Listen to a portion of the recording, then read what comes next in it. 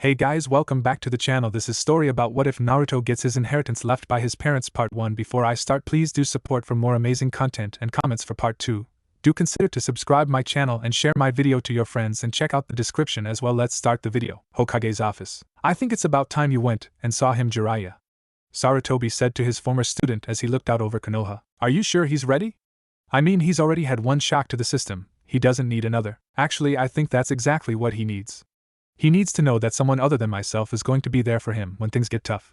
And with his life as a Jinchuriki, there's no doubt things are going to get much tougher. Just look at all abuse he's taken from the village so far. He wants to be real ninja and earn the respect of the village, show him what it means to truly be a ninja of Konoha. Jiraiya, to carry the will of fire. Sadly, the people of this village haven't done much to set an example for the boy. Jiraiya stood, rubbing the back of his monstrous white mane, thinking about what he was even going to say to the kid if he agreed. Do you really think he can handle it? Jiraiya, as much as we want to protect him, he's about to go out and face the world as a genin. Even as a genin, things can go wrong. He needs every advantage we can give him. He needs his godfather, and he needs to know about his heritage. After this recent incident with Mizuki, I think he needs to know everything. We can't have this happen again. Or more frankly, you need to prepare him. If you won't do it for me, do it for Minato. Looks like I don't have a choice. With that last sentence, the Sandaime Hokage had put the final nail in Jiraiya's coffin. There was no way that Jiraiya could shirk his duty to Naruto any longer. The boy needed a father figure, even if Jiraiya wasn't always around. I knew I'd have to get around to telling him everything. I guess now is as good a time as any, Jiraiya said, resigned to the situation. When you are ready to introduce me to the boy, let me know. I'll be doing some research in the meantime. Both men sniggered despite the seriousness of the situation, and with that Jiraiya jumped out of the window and disappeared. See ya, old man. Good, the boy needs to know he has someone other than Irika or myself. Hey, wait. What did he just call me? You're not getting any younger, he screamed out after one of the 3 legendary Sannin. Jiraiya quickly made his way through the village, roof hopping over to a small fence beside the natural springs to catch a quick glimpse at his afternoon delight, the ladies' section.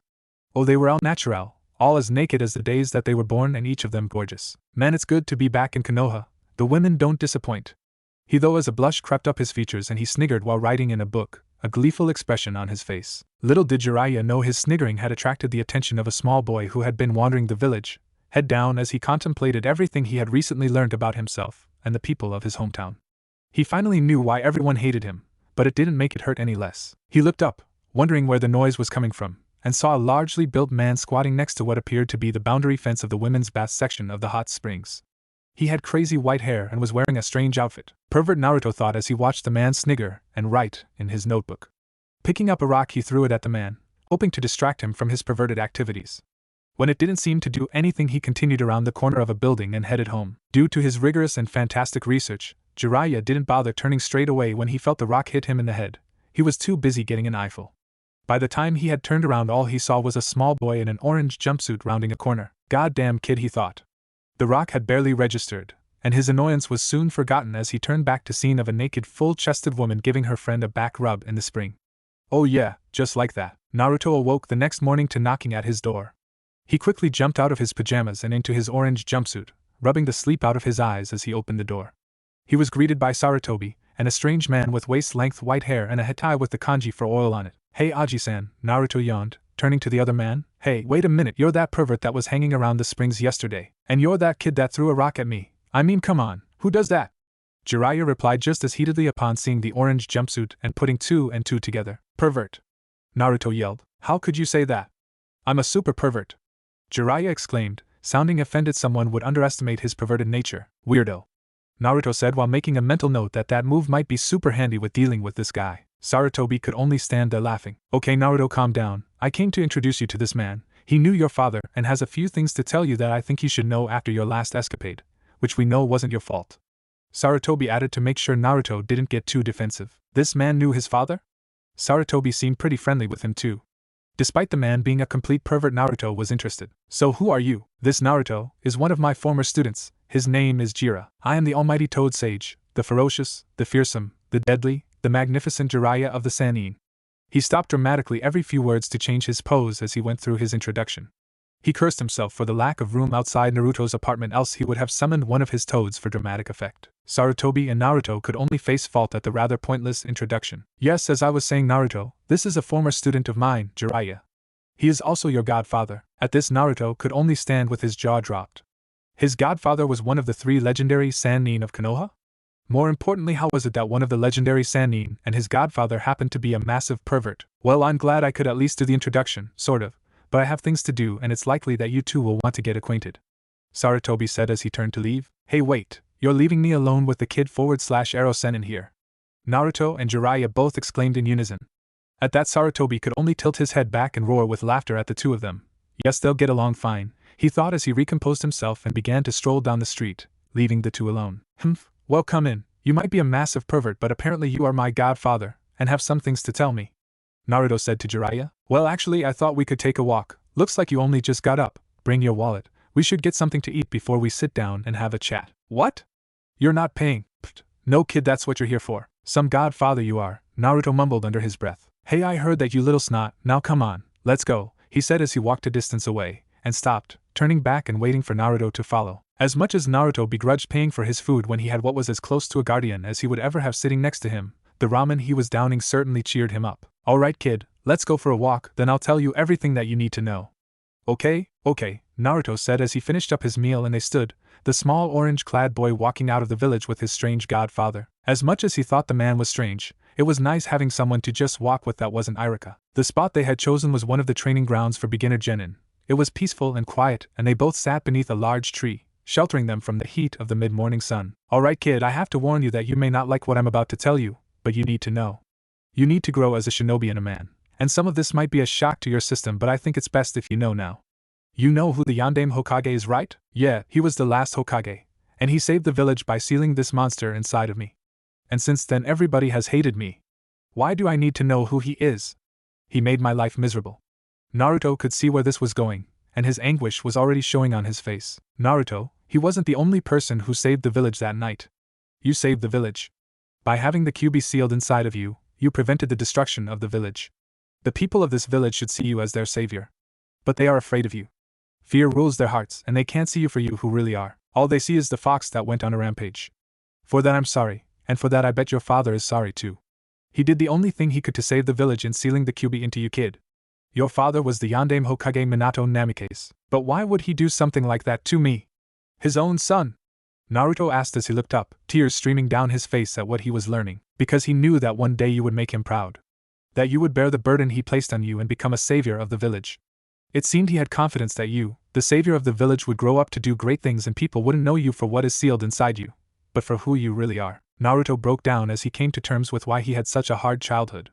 All Jiraiya could do was sit and wait for the kid to calm down. Kid, I was once told a prophecy that one day I would have a student and a decision that I made would mean the difference between that person bringing peace to the shinobi world, or casting it into darkness forever. For a while I thought that would be your father. But now I think that your father always thought that it would be you, his son. I know it's hard, but you have to understand that your father loved you, and he wouldn't have done something like this unless he truly believed in you. Your father believed that you would become a great shinobi. He had faith in you before you were even born, kid. But I'm not a great shinobi. My father put me through hell. Naruto was on the verge of losing it. To find out that your father was the Yondaime Hokage would have been fantastic, if it didn't mean that all the pain and misery you'd suffered your whole life was because of him. Your dad believed in you, Naruto. He believed that whatever hardships you face, you'd overcome them, and I believe that you will. Great shinobi aren't made overnight. You have a lot of hard work cut out for you, but I believe you can make your dad proud. Why? He was my dad. He was my dad. As Naruto screamed, breaking down, Jiraiya pulled the young kid who'd already had to suffer so much into a hug. He had to save the village, and you were the one he chose to carry his dream of peace into the future, his own son. And I'm sorry too, kid, Jiraiya muttered when Naruto had stopped the worst of his outpour. What do you have to be sorry for? Naruto asked, leaning back and wiping tears from his face. He understood what his father had done to save the village, but it didn't make it any easier for Naruto, and it didn't make him any less angry at him or hurt that he would do such a thing. Because I've heard how hard it's been for you, and I should have been there for you too. Minato was like a son to me, and I should have been there for his son. I've been busy working for Konoha gathering intelligence, but it didn't mean I shouldn't have been there for you too when I could, Jiraiya said while Naruto gave him a weary punch to the side. Yeah, I know, kid, I'm sorry. But I'm here now. I won't be here all the time for you, but when I am you'll know about it. I'm gonna turn you into a shinobi who inspires courage in comrades and instills fear in enemies. Got it. This got a slight nod from the still very upset Naruto. Good. Now anything else you'd like to know? What was my mother like? He asked meekly. Kushina Uzumaki, the Red Devil. Man, that woman was feisty, but she was also a beautiful, caring, loving woman, and I wouldn't have had Minato with anybody else, Naruto. Both your parents were amazing people, Naruto, and they cared about you immensely, as hard as it might be to believe. Meet me here tomorrow morning if you want to start your training with me. Okay, we'll see, Naruto said as he got up and walked home, not sure how to feel. Well, sensei, this is either going to make or break him. We can only hope for the best now. That night Naruto lay awake in bed, hundreds of thoughts crossing his mind. After everything he'd learned about the creature that was inside of him, and who sealed it inside of him, he was angry. But he couldn't stay angry, he knew that. From what the villagers had always said of the Yondaime, his father had done everything he could to save the village. I guess I was his last resort, huh? Well, it didn't matter now. All I can do is progress forward. I have to become a great shinobi so that everyone in the village understands that I'll protect them like my father did, and I'll be respected. I'll be Hokage one day. And the only way I'm going to do that is through hard work. Not staying angry at my past. He was relieved though. For so long he'd never known, and now he did. It felt like a part of him had been completed, that uncertainty gone now that he knew who his parents were, and that he had a godfather that cared about him, even if he is a pervert. And with a final thought about how he had one more person that was going to look out for him when things got tough, the Jinchuriki of Konoha went to sleep with a smile on his face. Good, at least he came. That's a start, Jiraiya thought as he watched Naruto walk over to him from the opposite side of the field. How about you test your skills against this old man, huh? I need to find out exactly what I'm working with if I'm going to turn you into a master shinobi. They told me you didn't too well in the academy. But that can't be right. Not about someone like you, can it? Jiraiya said to Naruto after the kid arrived at the training ground, trying to fire Naruto back up after yesterday. He could see the fight creep back up into the kid's eyes as his resolve steeled. No, they've got it dead wrong. I'm going to be Hokage, Databeo, Naruto replied with a smile, and with that he jumped up, the spar already taking his mind off of the angering revelations for now. Good, well, let's see just what you've got. I want to see if you can hit me. When you can hit me once, I'll teach you an A-rank secret ninjutsu that only I know how to do. How does that sound? You've got it, Erosenin. Be prepared to cough up a secret technique. And with that Naruto crossed his fingers in a seal and shouted, Tajikage Bunshin no Jutsu, multiple shadow clone jutsu, creating over 150 clones. Jiraiya found himself in a sea of orange. Well, would you look at that? Huh, well, come get some. The legendary Toad Sage shouted in challenge at the crowd of Narutos. 20 Narutos charged in at Jiraiya as he stood in the middle of the clones. They were attacking from all sides. Naruto smirked. Getting a new technique is going to be easy. He obviously didn't know what it meant to be a Sannin. Jiraiya lashed out at the first clone to approach him with a hard right, dispelling it, while simultaneously dropping into a crouch and following with a low sweep that knocked the legs out from beneath a bunch of clones, dispelling 4 more. In a flurry of taijutsu, the remaining 15 clones were destroyed by horrifically powerful blows. Well, crap, Naruto thought. All he could do was stand and watch as his clones futilely attacked the legendary shinobi, getting cut down by vicious strikes. Standing and watching as Jiraiya cut through the numerous Narutos, the original had an idea. It was a long shot, and he had no idea if it was going to work. First, he needed to test this guy's defenses, and for that he needed a better assault. He started coordinating groups of clones to attack from certain angles while others converged on Jiraiya from opposing sides, attempting to catch him off guard. It didn't matter though, no matter what angle he attacked from or how many clones he used, they were all cut down. Even when it looked like Jiraiya was about to be overwhelmed, he simply performed a jutsu that caused him to be surrounded by his hair. It then proceeded to turn razor sharp and cause all of the attacking clones to be destroyed. Naruto was starting to see why this guy was a Sannin. It didn't even look like he was trying. I mean, sure, Naruto understood that he wasn't much of a challenge to any shinobi yet, but the sheer numbers he was throwing at this guy should have fazed him a little bit, shouldn't it? He had to learn that technique to become stronger. He had to gain respect from the village. Naruto made a clone to stand in his place and rushed in with a group of clones attacking the Sannin. His hair now receded. Jiraiya was shredding the clones and Naruto could only wonder what those punches and kicks felt like. He got right up next to Jiraiya only for him to lash out with an incredibly fast punch. Naruto was ready. He shifted slightly to the side as he tried to step past the punch, but it clipped him in the shoulder.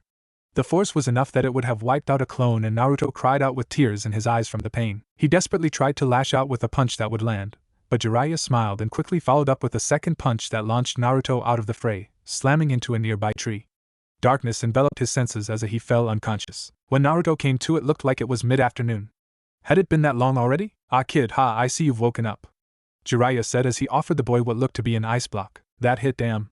You are so strong, and you want to train me?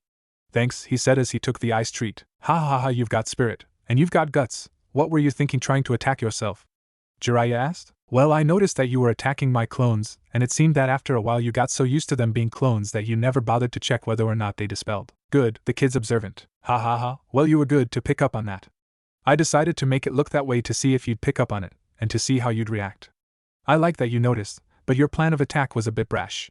How are you feeling? A bit sore, But overall I'm fine, Naruto said as he rolled out his left arm, and then his right, switching the hand holding the ice block. You're a pretty durable kid to take a hit like that, and those chakra reserves, geez, no wonder you could never do a regular bunshin, you have way too much chakra. Probably thanks to your resident fox. Kage bunshin are better than regular bunshin anyway. Do you know why? Not only are they solid, but have you noticed a special trait they have? I haven't been using them that long. But the more I fought you, the more I understood about how you fought. Understanding that wasn't coming straight from me looking at them get demolished. So I'd say that whatever they learn or see, when they get dispelled, their knowledge gets passed to me? Bingo, kid. Here, let's do a demonstration, make a clone. Jiraiya said, and with a poof, a perfect copy of Naruto was now standing next to him. Okay, get that clone to stand behind me and look at my hand, he said as he put a hand behind his back, and Naruto's clone followed the instruction. Now tell me how many fingers I'm holding up. Naruto's clone looked down at Jiraiya's hand as they both sat eating ice blocks and dispelled. 3, Naruto said after a flash of memories returned to him. Wow, that was cool. I guess I never noticed during the rush of battle. Now what can you use this to help you with, Naruto? Jiraiya asked seriously. Training. Oh wow, I'm gonna be awesome in no time with the amount of clones I can make. Databeo. Ha ha ha, calm down, kid. It is true that you can accelerate your training, but you need to have something to train at first. Right, so are you going to teach me anything? Naruto asked eagerly. Man, is this what it is like to have a clan, to have someone to teach you? It's great. I'm going to catch up to all the others in no time. For now, no, Naruto's heart sank. Haha, get that stupid look off your face, kid. Of course I'm going to teach you, but for now I want you to work on some basics. What, like in the academy? Man, not that stuff, Naruto said crestfallen. Naruto, let me finish. I want to teach you some basic chakra manipulation, and I want you to practice on your taijutsu, because that is what can be a lifesaver in fights. Of course, as you get better I'll teach you more and more, but I also want you teaching yourself. Go to the library when you can and pick up some scrolls. You have a headband now, so you can visit the low-level restricted section being a graduate of the academy. Go in there and try and find some scrolls on anything about the shinobi art that interests you. You might even find some scrolls on your taijutsu technique. It's great to be versatile in a brawler, it can really throw an opponent off. But there are times when you need the power and precision of a real taijutsu form. Got it, kid? Hi, Arrow Senin. Ha ha ha ha, righto, you little snot. Anyway, if you keep up training with those clones of yours and keep at it, you'll be great in no time. You have stupid amounts of chakra. Use it to your advantage with these clones.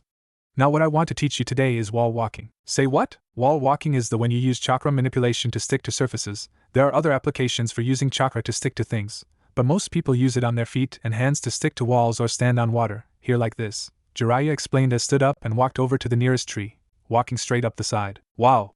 That's so cool. If only I knew how to do that when I was painting the Hokage monument. Jiraiya just laughed at that. What you want to do, Naruto, is focus your chakra to your feet in an even layer, and use that to stick to the tree. You have a lot of chakra, so the chakra control won't be as easy for you, but with those clones you should get it in no time. Now you have a go. Try to do it without using seals to focus your chakra. You'll get a better hang for it that way. Okay, Tajukage Bunshin no Jutsu, multiple shadow clone jutsu, 100 clones sprang into existence, all with wall walking on their minds. They all sprinted up the nearest unoccupied tree, attempting to use their chakra to stick, while the original just stood and watched. Every single clone fell to the ground, dispelling on impact. The influx of memories dazed the young shinobi a little, not quite used to having 100 memories enter his mind at once, but it didn't deter him from trying again.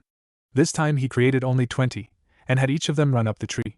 They made it slightly further before losing control and falling. Determined to succeed, Naruto tried again and again, and within an hour they made it.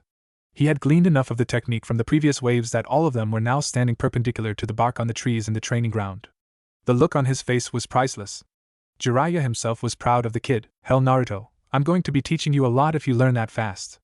Jiraiya said in praise. Damn straight, Arrow Senin, Databeo. Ha ha ha ha, okay you little snot, let's get out of here. It's getting late, and I've got stuff to do. As they were walking back to Naruto's apartment, Jiraiya turned to Naruto. Hey kid, I'll be heading away for about a week, so keep up the training and get better with that chakra manipulation. I want you to start using it whenever it's convenient to stick to anything with any part of your body, got it? That kind of manipulation can come in very useful in fights. Try a bit of water walking if you feel up to it. It's a more advanced technique that's a little harder. If you manage to do that and all of your other stuff, practice your taijutsu while water walking and wall walking. In no time you'll be a master of the stuff. High Arrow Senin Naruto was already keen to start his training. He couldn't wait to get down all these new techniques he was going to learn. Okay, good, now I'll see you next week back at that training ground. And without so much as a sound, Naruto's godfather was gone, and Naruto was left to walk home in silence. After getting up and eating some instant ramen, Naruto was about to head out when he heard a knock at the door. Opening it, he found once again the Sandaime Hokage standing in front of him. a genuine smile on his face as he looked at Naruto. "Hey Aji-san," Naruto said before the old man could get anything out, "you could have told me about my parents. But I guess you didn't know how I'd react. Thanks for introducing me to Ero-senin. As pervy as he is, he's a really great guy. He even taught me some cool stuff." "That's great, Naruto." The relief and happiness spread across his face at how well Naruto was taking everything now. "Now that you know who your parents are, I think it's about time you moved house. How would you like to live in your parents' old place? It is, after all, rightfully yours." "I love it!" Naruto said, his eyes lighting up as he rushed out of the house to follow Sarutobi. They walked through the city for some time, heading over to where the major clan compounds were, passing the Uchiha, Hyuga, and Nara compounds. They reached the end of a small street, walked through a small gate, and Naruto was granted with an amazing sight. "This, Naruto, is the Namikaze compound. It's been deserted since the unfortunate passing of your parents, but now that you know your heritage, you are free to live in here. I'm sure there are still belongings sitting in that building ready to be yours. No one has yet been able to get in, but I have a feeling you'll be fine. As for money, your father was a stickler for seals. I guess anything of value is kept in summoning scrolls, and I bet that they'll only open for you.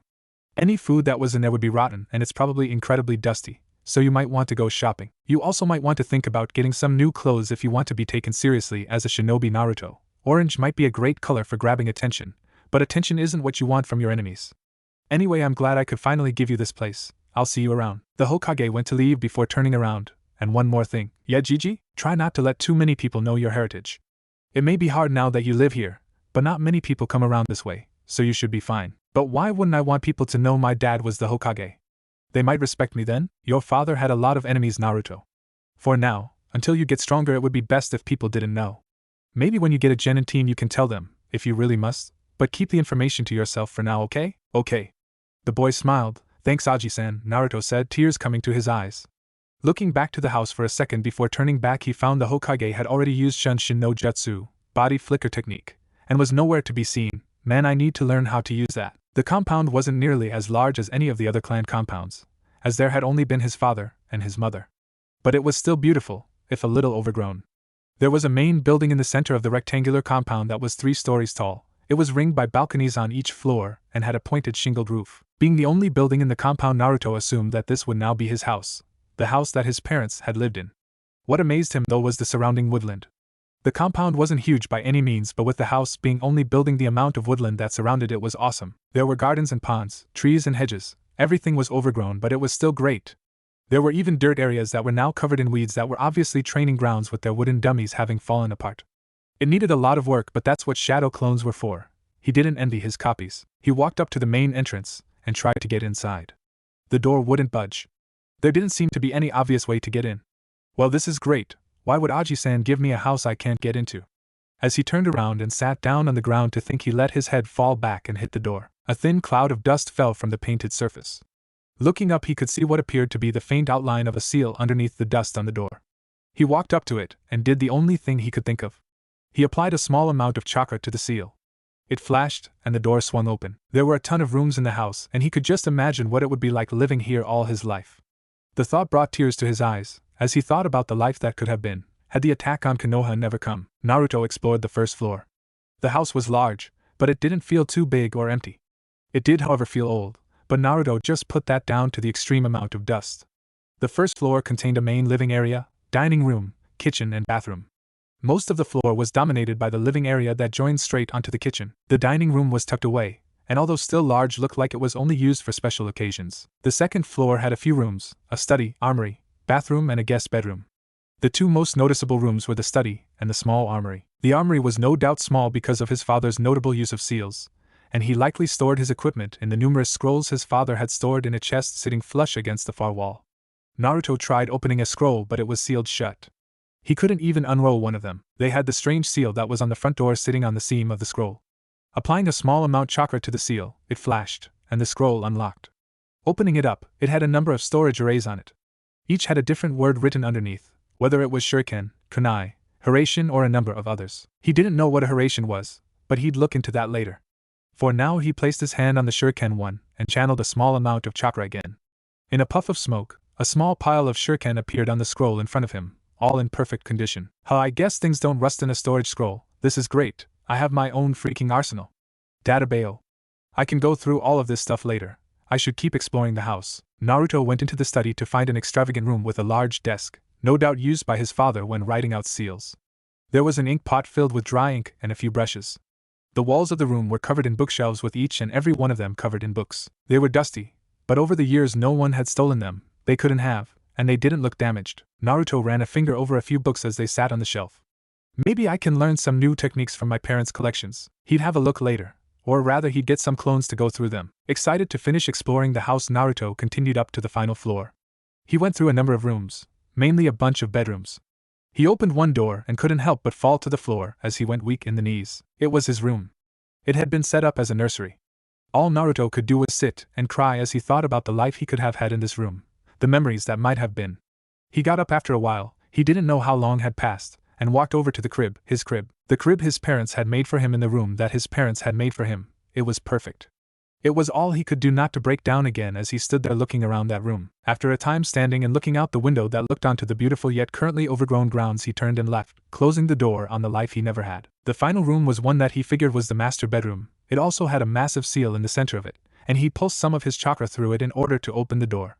Inside was a massive room, with a giant 4-poster against the wall opposite the door.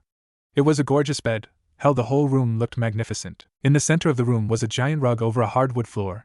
2 small dressers sat on each side of the bed, and over on the left side of the room was what looked to be a walk-in wardrobe. An ensuite opened onto both the bedroom and the wardrobe, while a large couch, coffee table and another bookshelf sat to the right of the bed, before doors opened onto the balcony. Naruto walked over to the dresser and saw something that sent pangs of pain through his chest once again.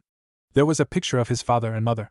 His mother was clearly pregnant, and they were both smiling happily at whoever was taking the photo, his father with his hand on his mother's stomach. He couldn't stay angry at his father. All the resentment melted away. After seeing this house, his room, and now this photo, Naruto knew what kind of man his father was. The fact that he had to seal the Kyuubi into Naruto to save the village obviously meant it was a last resort, and even though Naruto had suffered for it, he couldn't stay angry, not at this man, smiling so happily in this photo of his family. As Naruto sat down on the bed and stared at the beautiful picture of his parents, a single tear fell from his face and landed on the photo. "I'll make you proud, Mom and Dad. Wherever you are, I'll make you proud." Namake's clan building, Naruto's home, Konoha. After sitting for a while to pull himself together, Naruto got up and walked over to the wardrobe. He looked through the clothing only to find that not only was everything too big for him, but everything was starting to get holes in it. "Looks like I'll have to go and buy some clothes." There was a chest in the wardrobe that contained a number of scrolls. Maybe they contained some clothes, better yet, some money would be nice. Upon unsealing one scroll, he found it to contain a number of storage arrays, each with a different number underneath. Naruto activated the one with 100 written on it, and his jaw dropped. He'd never seen so much money in his life. Sitting in front of him, for his own use, was 100,000 ryo. That wasn't even the half of it though. There were even larger numbers written on the array. He could only imagine how much money his father earned as an S-ranked shinobi and the Hokage. Guess he'd have no trouble going shopping now. Picking up 10,000 ryo and sealing away the rest, Naruto made his way downstairs. Standing on the doorstep of his new home, Naruto created 200 clones. "Alright guys, listen up, we've got a lot of work to do today, so here's the plan. I need 20 of you to go and sift through the books in the library. I need you to find out what useful information is hidden in those books, got it? 10 of you should go through the scrolls in the armory and take an inventory. I need to know exactly what I have. 40 of you go and find a pond, get to work on practicing water walking. Another 30 get to working on cleaning this house. I want 10 to a floor. Use the top half of your jumpsuits as rags if you have to. The rest of you get to work on weeding that training ground. When you finish, go start tidying up around the place. Anyone who finishes their job before I get back goes and practices water walking. When you've water walked for 5 minutes straight without falling in, you can dispel. Got it, everyone? Got it." His clones chorused back to him, and they ran off to do their respective duties. With that sorted, Naruto began making his way into the shopping district of town. He had money. Now all he needed was a shop that wouldn't kick him out on sight. There were all sorts of shops open at this time of the day. Flower shops, clothing shops, weapon shops, shops that sold all sorts of bits and pieces. He didn't know which one he'd try first. All he knew was that whatever he did, at the end of the day, ramen was on the menu. The first shop that he knew sold ninja gear he had no luck with. He hadn't taken more than 2 steps when the owner shouted at him to leave, calling him a nuisance. "I'll show him who's a nuisance," Naruto thought to himself as he walked down the street to another shop.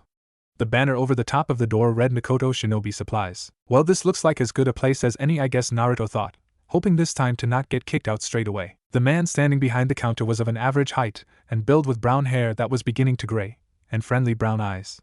He was wearing a black coat over what looked to be a smith's apron and a plain brown jumpsuit. The man knew who the small boy was that walked through the front door. Everyone in the village did, but there was something different about him today. He was carrying himself with much more confidence than usual, real confidence, not the false confidence everybody was so used to. He knew he'd get no trouble from the kid who was no stranger to being treated badly. "Hey kid, what can I do for you today?" Hideki asked, before the boy could get too lost in his shop. "Well, I was looking to get some clothes actually. I think I have most of the other supplies I need for now, but I'm in sorry need of a new wardrobe. I can't keep wearing this orange jumpsuit if I want people to take me seriously, can I?" At that they both chuckled. "No you can't, and I'm sure I can set you up with a new wardrobe. Now come with me, and we'll get you fitted." "Wow. He didn't kick me out straight away. This is great. My name is Hideki Mikoto, what's yours?" he asked out of politeness. "Well, my name is Naruto Uzumaki. This is a nice shop you have. Do you make all the tools and weapons?" Naruto said, making sure not to reveal who his father was just yet. He'd also noticed the man had a blacksmith's apron on with tools hanging out. "Ha ha ha, well spotted. Yes, most of these tools I make myself, some of the more expensive and hard to get items I've found or imported." "Cool," Naruto said, smiling at the friendly shopkeep. "I'll be sure to stop by whenever I need some more supplies then." "Ha ha ha, you do that, kid. At least someone is friendly around here." By the time they had finished shopping, Naruto had a brand new kit. Instead of his blue sandals, he now wore black boots that came up to just below the top of his shins. Replacing his orange jumpsuit, he wore a pair of black cargo pants with a number of pockets running down the sides, a mesh undershirt, and a long-sleeved dark blue top. As he was fiddling with his attire, he noticed something out of the corner of his eye. Walking over to it, he found an overcoat that had a number of pockets in it. It was the same style as the one he'd seen his father wearing in the photo, with short sleeves and only coming down to just past his knees. Instead of being white with flames, however, this one was a dark red, almost the color of his mother's hair from what the picture had shown. He picked it up and walked everything back over to the counter with Hideki. Not only did he buy that outfit, but he made sure to buy some extras so he didn't have to don his jumpsuit again. As much as he loved it, he had to admit it wasn't practical. He asked Hideki for some spare blue cloth, attaching it to his attire as he tied it around his waist, closing the overcoat. He let his goggles hang around his neck. He had decided to keep them because they were incredibly practical. A shinobi couldn't fight if he had dust or gas in his eyes. "This is a lot of stuff, Naruto," Hideki said as he counted through all the items of clothing. "Are you sure you have enough money, kid? I can give you a slight discount, but I'm not sure if it'll be enough." "Ha ha ha ha, how much will it be, Hideki-san?" Naruto asked politely, reaching into one of the pockets of his new outfit. "With all these spare clothes and that coat, it comes to 6,000 ryo. Well, it was only to be expected. I did kind of buy a lot of high-quality clothing. Here you go," Naruto said with a smile as he handed over the money and snatched up all the clothes. Hideki was surprised that the kid was willing to hand over that much cash so easily. "Wait, Naruto, take this, it'll save you carrying everything," Hideki said as he handed Naruto a storage scroll, watching as the young man sealed in his new haul. "Arigato, Hideki-san," Naruto said as he waved over his shoulder at the kind shopkeeper as he left. "Who was that Shishi?" A pretty girl with black hair in buns, and beautiful brown, almost black eyes asked from the back door of the shop. "That was Uzumaki Naruto Tenten. It looks like he's finally getting his act together," Hideki added under his breath with a smile. "From the looks of it, he just graduated. You guys might end up training together sometime. Next time he comes and say hello," Hideki said cheerfully. "Yeah, maybe," Tenten replied before turning and heading back into the workshop. Naruto felt like a new man strolling through the street. Even the people hardly recognized him. His orange jumpsuit that was once his main identifier now gone. The only thing people had to go by was the blonde hair, the whisker marks, and the massive grin. He felt confident, like he could do anything. And that's exactly what he was going to do. They had been told that in a month they would be sorted into genin teams, so Naruto had a month to prepare. A month, in which with his clone technique he'd be able to make up any lost ground and then some. He was going to be Hokage, and with his drive, and the teachings of Jiraiya, he was sure he would make it. He quickly stopped by a grocer's to pick up some food, storing them in the scrolls so he didn't have to carry anything, and headed out to get some food. He was sitting at a Chiraku ramen downing his favorite meal, after having been complimented by IM on his new attire, when memories started flooding back to him. Memories of clones standing for 5 minutes on the surface of a pond, memories of the sheer number and variety of shinobi weapons he now had available, and the amount of knowledge stored in his father's study. There were handwritten scrolls on ceiling, covered in notes and diagrams, no doubt written by one of his parents. There were technique scrolls that his father must have collected over time. The whole place was a treasure trove of information. He quickly finished his ramen, paid, and thanked Tucci and Ayam for the delicious meal. Heading home to begin diving through what his parents had left him, he began sprinting through the streets as fast as he could. On the way back, he stopped by his old place to pick up any spare clothes that he might need, like pajamas, and a few cups of his instant ramen. Getting back to his new place, he stopped, looking up at his home. In the few hours that we was gone, his clones had really gotten to work. The forest was still overgrown, but that would provide a challenge. The training field had been weeded, and they'd even fixed up some of the training dummies as best they could. The outside of the house was now clean again, and all the cobwebs were nowhere to be found. There were no more clones over at the pond, all of them having dispelled themselves after 5 minutes of standing on the water. He went inside and was amazed at the transformation. "Cammy, I'm good," he thought to himself. "Well, my clones are anyway." The place was now spotless. He went into the kitchen and packed all his groceries away before heading upstairs to the library. A number of his clones were still sifting through the sheer number of scrolls and books that were in the room. "Here, boss, we found this really interesting scroll," one of his clones said to him as he passed him an unlocked scroll. "It had that strange chakra seal on it, so we thought it was important." After having seen the scroll of forbidden techniques, Naruto knew what a technique scroll was when he saw one. This looked like the initial design though. Maybe it was one that his father had invented? Naruto looked to the top of the scroll and saw the words Hiraishin no Jutsu, Flying Thunder God Technique. I wonder what it does. He didn't have any information from his clones yet, because he gave them the task of sorting what scrolls and books were what. They hadn't actually read too much into them. But as he scanned down the scroll, looking over the scratchings and brush strokes that littered the page, his eyes widened to the size of dinner plates. "No way," he said under his breath, "no freaking way. A space-time ninjutsu." Detailed on the scroll in front of him were the design steps and workings, described in intricate detail, of a teleportation jutsu. It looked incredibly complicated, but he needed to try and learn it. He had to work it out, and with the help of his clones he would. The technique spoke of using seals as markers for the technique, and that the user could teleport to any seal at will, once they knew how to control the technique. I guess that'd be the hard part, not overshooting the marker and ending trapped inside an object. The seals could be on anything. There was even a section detailing how to attach a seal to an opponent mid-combat. It also detailed that special Hiraishin kunai could also be used. Boy, was Naruto glad that his father wrote down everything when working. This was amazing. Naruto had in his hands the workings to an amazing jutsu. He doubted anyone else even knew about this scroll, else they would have tried to get their hands on it. Walking into the armory, Naruto could see a number of clones still sorting through the arsenal contained within the scrolls. He walked over to a funny-looking pile of kunai. "So these must be those special kunai. I can see where the seal is." Most of the kunai still had the seals written on them. He looked at the complex seal and whistled. He had no understanding of what any of it meant. If it weren't for the writings in the other room, he wouldn't have even known what the kunai was used for. He had a lot of reading to catch up on. He guessed that with just this kunai and all the sealing readings, minus the scroll his father had written, it still would have taken him decades to understand and execute the jutsu. Man, he really needed to read up on jutsu theory if he was going to become a master shinobi. "Thank Kami you like to write while working, Shishi." Over the next week, Naruto left a number of clones in his library reading up on everything they could about seals, sealing, and the Hiraishin jutsu. He also had a few others scouring for any scrolls on taijutsu technique and other ninjutsu. All the while Naruto was conditioning himself. Whenever he wasn't running laps around the compound or doing strength exercises, he was brawling a number of his clones while standing on the water or fighting upside down under a tree branch. Every time he cleared a wave, another would come at him. While he was brawling one group, he had other groups spread out all over the compound, all fighting in a free-for-all. There were always a number of clones set aside throwing shuriken, kunai, and Hiraishin kunai at the practice dummies. When he started to see that his lap times of the compound weren't improving as fast as they used to, he started to weigh himself down with rocks and did the run carrying a small boulder. Needless to say, his times dropped. But they slowly came back up. With his incredible recovery times, nearly limitless chakra, and hundreds of clones, he was progressing faster than he ever thought possible. He did make a note that carrying boulders was a pain, and that he needed to work out how to put a weight seal on his coat. On the final day before Jiraiya was set to return, he decided to try his father's technique. He figured that he had enough of an understanding after poring over the scroll, and the scrolls on seals and sealing in the library, that he could attempt the jutsu. By no means did he have a masterful understanding of the technique or sealing, but you had to run before you could walk, right? He still had clones going through the library. He didn't think that'd stop until every last drop of knowledge had been obtained from the place. But today he was outside creating clones to attempt the technique. He had 10 clones all attempting to teleport to a separate kunai. He spent the entire day following the instructions on the scroll, and it wasn't pretty. Naruto could already see the dangers of the technique, and that's why he was having clones perform it for practice. Many of them ended up teleporting into the ground, trees, some even ended up falling from the sky to their deaths. This technique required precise chakra control, something that Naruto was still working on. As the sun began to set, he wasn't at the point where he could teleport to a kunai yet. He was getting there, but the clones were still getting dispelled from failed attempts. He wouldn't try it himself until he knew for sure he could do it perfectly. He was surprised his dad managed to work it out and then perform it. What if he died attempting it for the first time? His already massive respect for his father skyrocketed after attempting this technique. Even with his understanding from the scroll and the numerous shadow clones, he couldn't get it quite right. He also still wasn't sure how he was going to attach seals to enemies when in combat.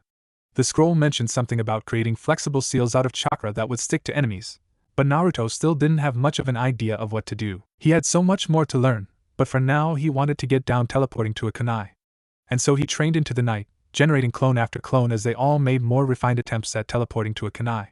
It was just after midnight when he succeeded. First it was one clone in a wave that succeeded. The next had 5. It wasn't long before every single wave of clones was succeeding. It was time for the original to have a shot. He focused his chakra and intent on the kunai, acting as a beacon to the location he wanted to teleport to, and performed the necessary internal chakra manipulations detailed in the scroll. Next thing he realized, he was standing right next to the kunai. The feeling of sickness his clones had experienced through his clones washed over him. He figured that he'd be used to the technique in no time, and the sickening feeling would lessen to nothing over time. Another hour later, and he was able to teleport to a moving kunai. Good, I'm improving faster now. But there was something else he needed to get a handle on before he faced off against Jiraiya and earned himself that secret technique. He trained all through the night. If Naruto could say so himself, he'd had a rather productive week. The sun rose as he finished his training, and he walked to the training ground where he would meet Jiraiya, a little sleep-deprived but smiling and ready for the challenge. Jiraiya found the kid at the training ground where he had revealed the identity of his parents, taking a nap under the tree they sat under the first time. Jiraiya walked over silently and went to kick Naruto awake, only to have the boy snap his eyes open and punch Jiraiya's foot into the ground. That hurt, you little shit, he said before smiling. How'd you know I was coming? Clones, he said as a number of clones all dropped from surrounding trees all at once. Geez man, you're losing your touch. Yeah right, oh kid, nice outfit by the way. The orange jumpsuit wasn't very shinobi-like. What, and yours isn't? I'm allowed to be extravagant. Shinobi no to run from Jiraiya of the Sannin. Haha, okay. Well, how about you teach me that technique today? You haven't hit me yet, kid. Well, let's have another spar, arrow senin. Or are you afraid? Bring it on, brat, he said as he jumped back and into a defensive stance. It's only been a week. What makes you think you can hit me now? Let's just say I've learned a few new tricks, Naruto replied with a smirk. Naruto sprung up from his position under the tree and threw 3 regular kunai at the Sannin. His accuracy greatly increased from last time. Jiraiya was forced to dodge them or deflect them with his own kunai. He deflected them. Good.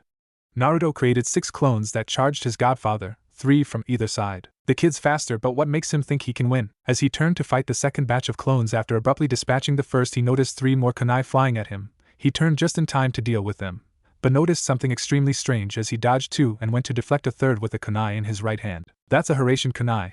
How'd he get one of them? Does he even know what they are? Famohshittt. Naruto had materialized from just below the kunai at the moment Jiraiya went to deflect it and grabbed it with his left hand. In his right hand was a glowing ball of energy that Jiraiya knew all too well. Naruto was now inside his guard with Jiraiya's right hand up and crossed over his body from the act of deflection. Before Naruto could make any more ground against him, Jiraiya lashed out with a weak right knee from an unstable stance to get himself some breathing room. The kid stumbled back at the hit, but recovered almost straight away as Jiraiya backpedaled while going through a quick series of hand seals. How the hell did he manage to do that? It doesn't matter, all that matters is I now have to deal with him being able to teleport. And if I can't keep up, I'm going to eat a Rasengan.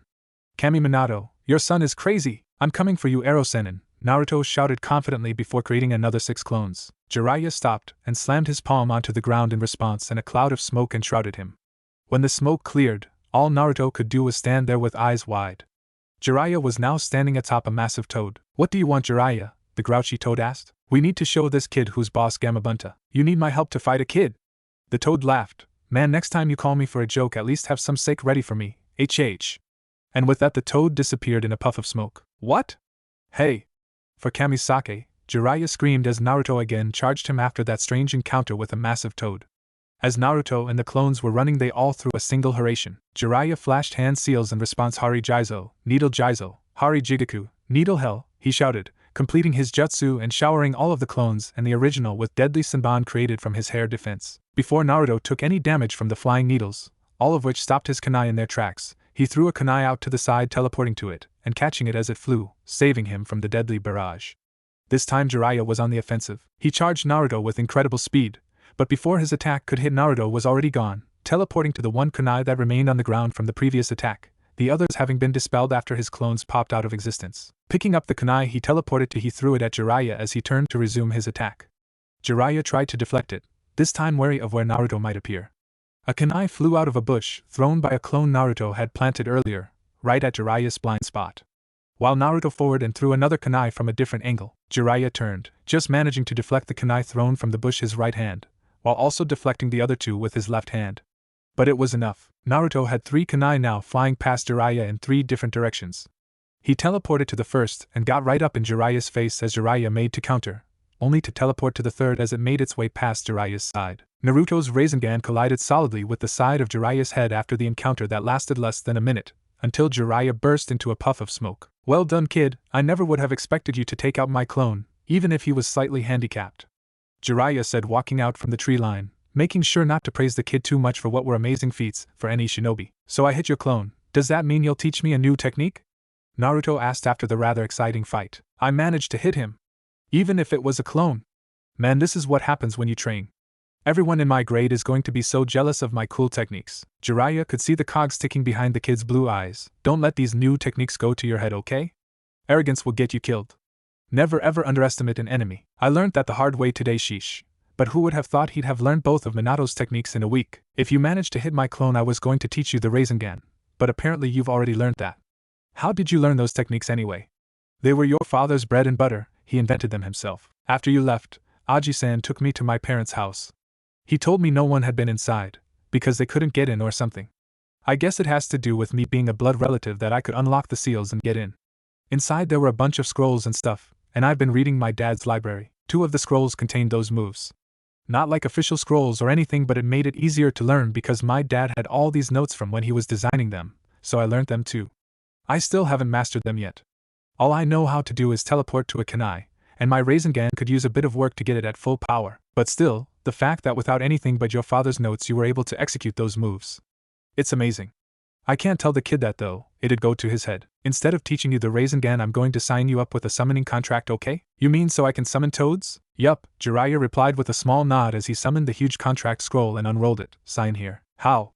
I don't have anything to sign it with. You sign it, Jiraiya said, pausing and leaning in with an evil smile. In blood. Gah, ha ha ha. Jiraiya couldn't help but laugh at the kid's reaction.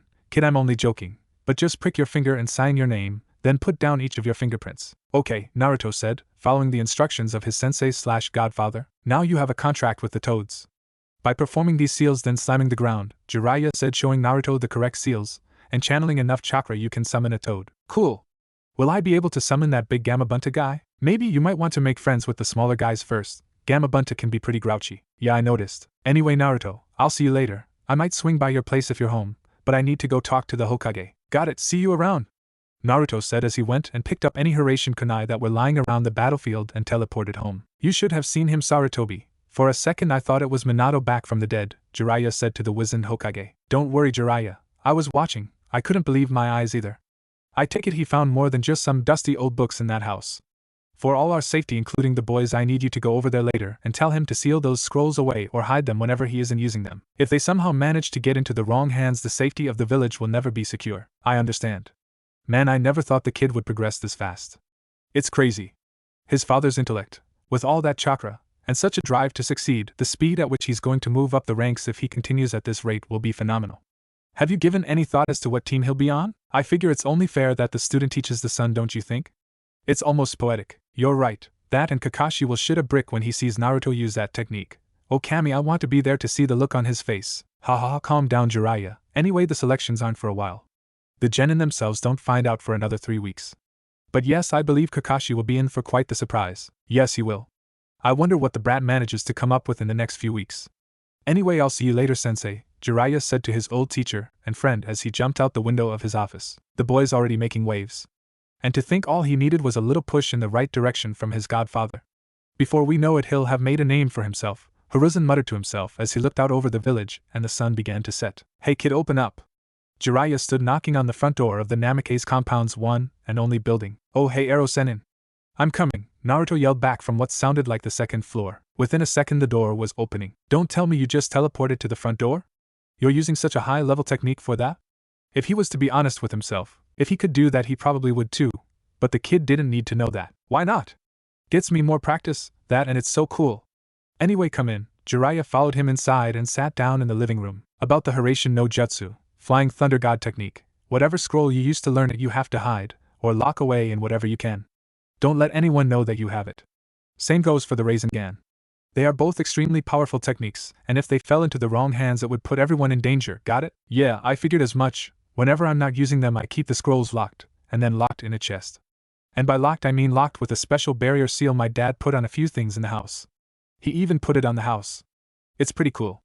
I was reading up on some notes about it. Apparently it only opens for the chakra of the creator, or anyone the creator of the jutsu adds into the seal. Did you ever try to get an Ero-sen in? I think you would have been allowed in. I don't think Aji-san wanted to come in either. You guys are the only two people I can think of that my dad would have added to the list. I figure I could get in because of the similarities between my chakra and my parents. But I'm only guessing here. How that sounds like a seal your dad would come up with. Would explain why this place hasn't been touched in so long. Yeah, the best part is I can reseal it by channeling chakra into the seal again. The ultimate lock, it's pretty ingenious. I think the scrolls are pretty safe, but I'll take extra good care of them just to be sure. Okay, good kid. Anyway, I just wanted to stop by and say hello, let you know what the go with those scrolls were. Not sure when I'll see you next, kid. I have to head out of town again, but I'll visit when I get back. And when you do, I'll land a punch on the real you, Naruto said, determined to show Jiraiya that he meant business. Ha ha ha, in your dreams, brat, maybe a couple of years down the line. Not anytime soon, though. Over the next few weeks, Naruto spent his time training. Every minute of every day was devoted to furthering himself in the ninja arts. He focused on absolutely everything, from improved taijutsu to the subtle arts of the shinobi, even mind games and strategy, courtesy of his next to unlimited chakra and his ability to make clones. He worked on chakra control and ninjutsu, even fuinjutsu, to help better understand seals and the Hiraishin no jutsu, flying thunder god technique. Naruto also found documentation of some ninjutsu his mother used and went to work on replicating those.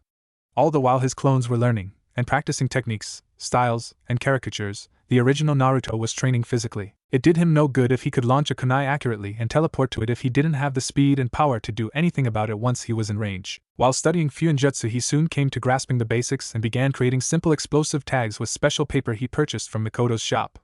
It wasn't long after that he finally worked out how to apply a weight seal to a piece of clothing. He managed to design a simple seal using his knowledge that would add 10 kilograms to a piece of clothing. By channeling chakra into the seal, he could turn off the weight in case he needed to fight or train unhindered. Channeling chakra into the seal would resume the weight. After he worked the kinks out of this, he quickly went and bought arm guards, which he applied a seal each to. He also applied 3 seals to the back of his coat in a triangular pattern. About a week before it was time to be assigned a team, all of Naruto's training was going well, and he was walking home from Mikoto's for a change. He had been shopping at Mikoto's for a bladed weapon that he might specialize in. He couldn't rely on just kunai and Hiraishin kunai if he came up against a real swordsman, so he went shopping for a more adequate blade. He left the shop with a katana-like blade that was 40 centimeters in length.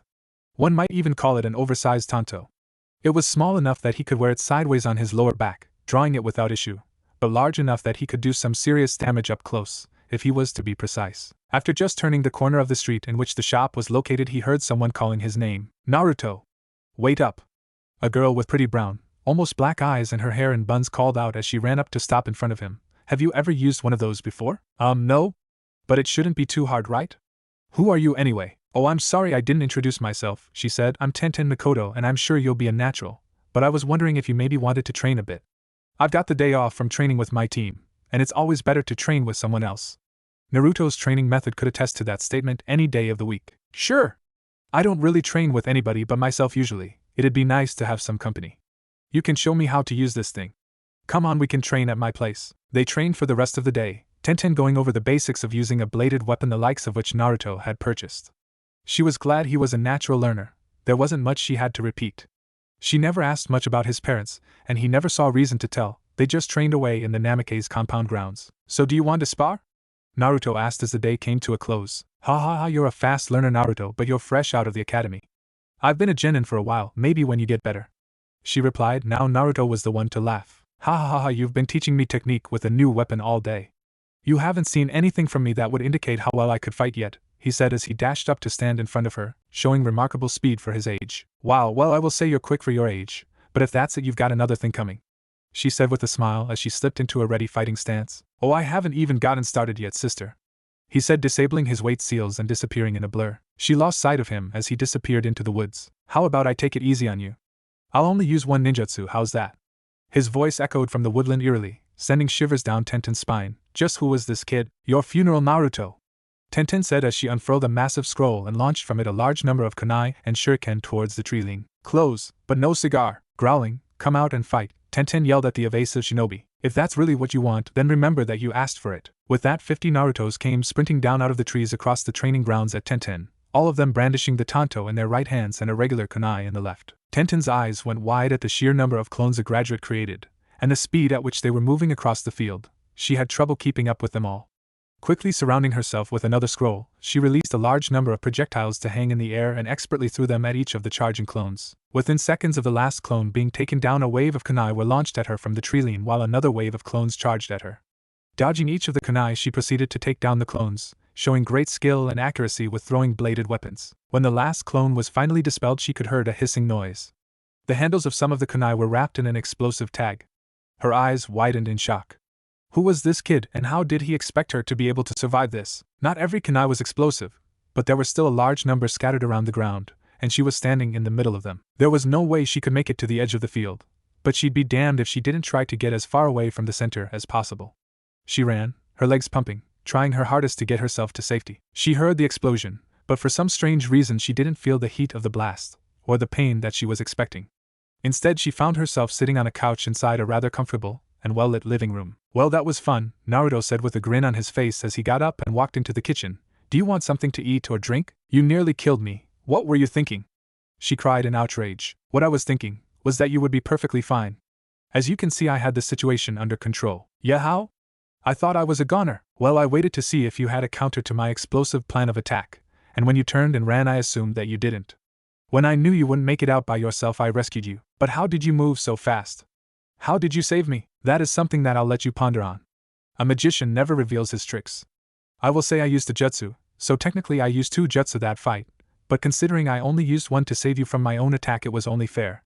Now would you like anything?" Over the following week, Tenten would come around to train and have light sparring sessions with Naruto whenever she got time away from the shop and her team. As cryptic as he had been about rescuing her from his rather excessive attack, he was a nice guy, talented as far as any shinobi their age went, and he didn't look half bad in that outfit of his.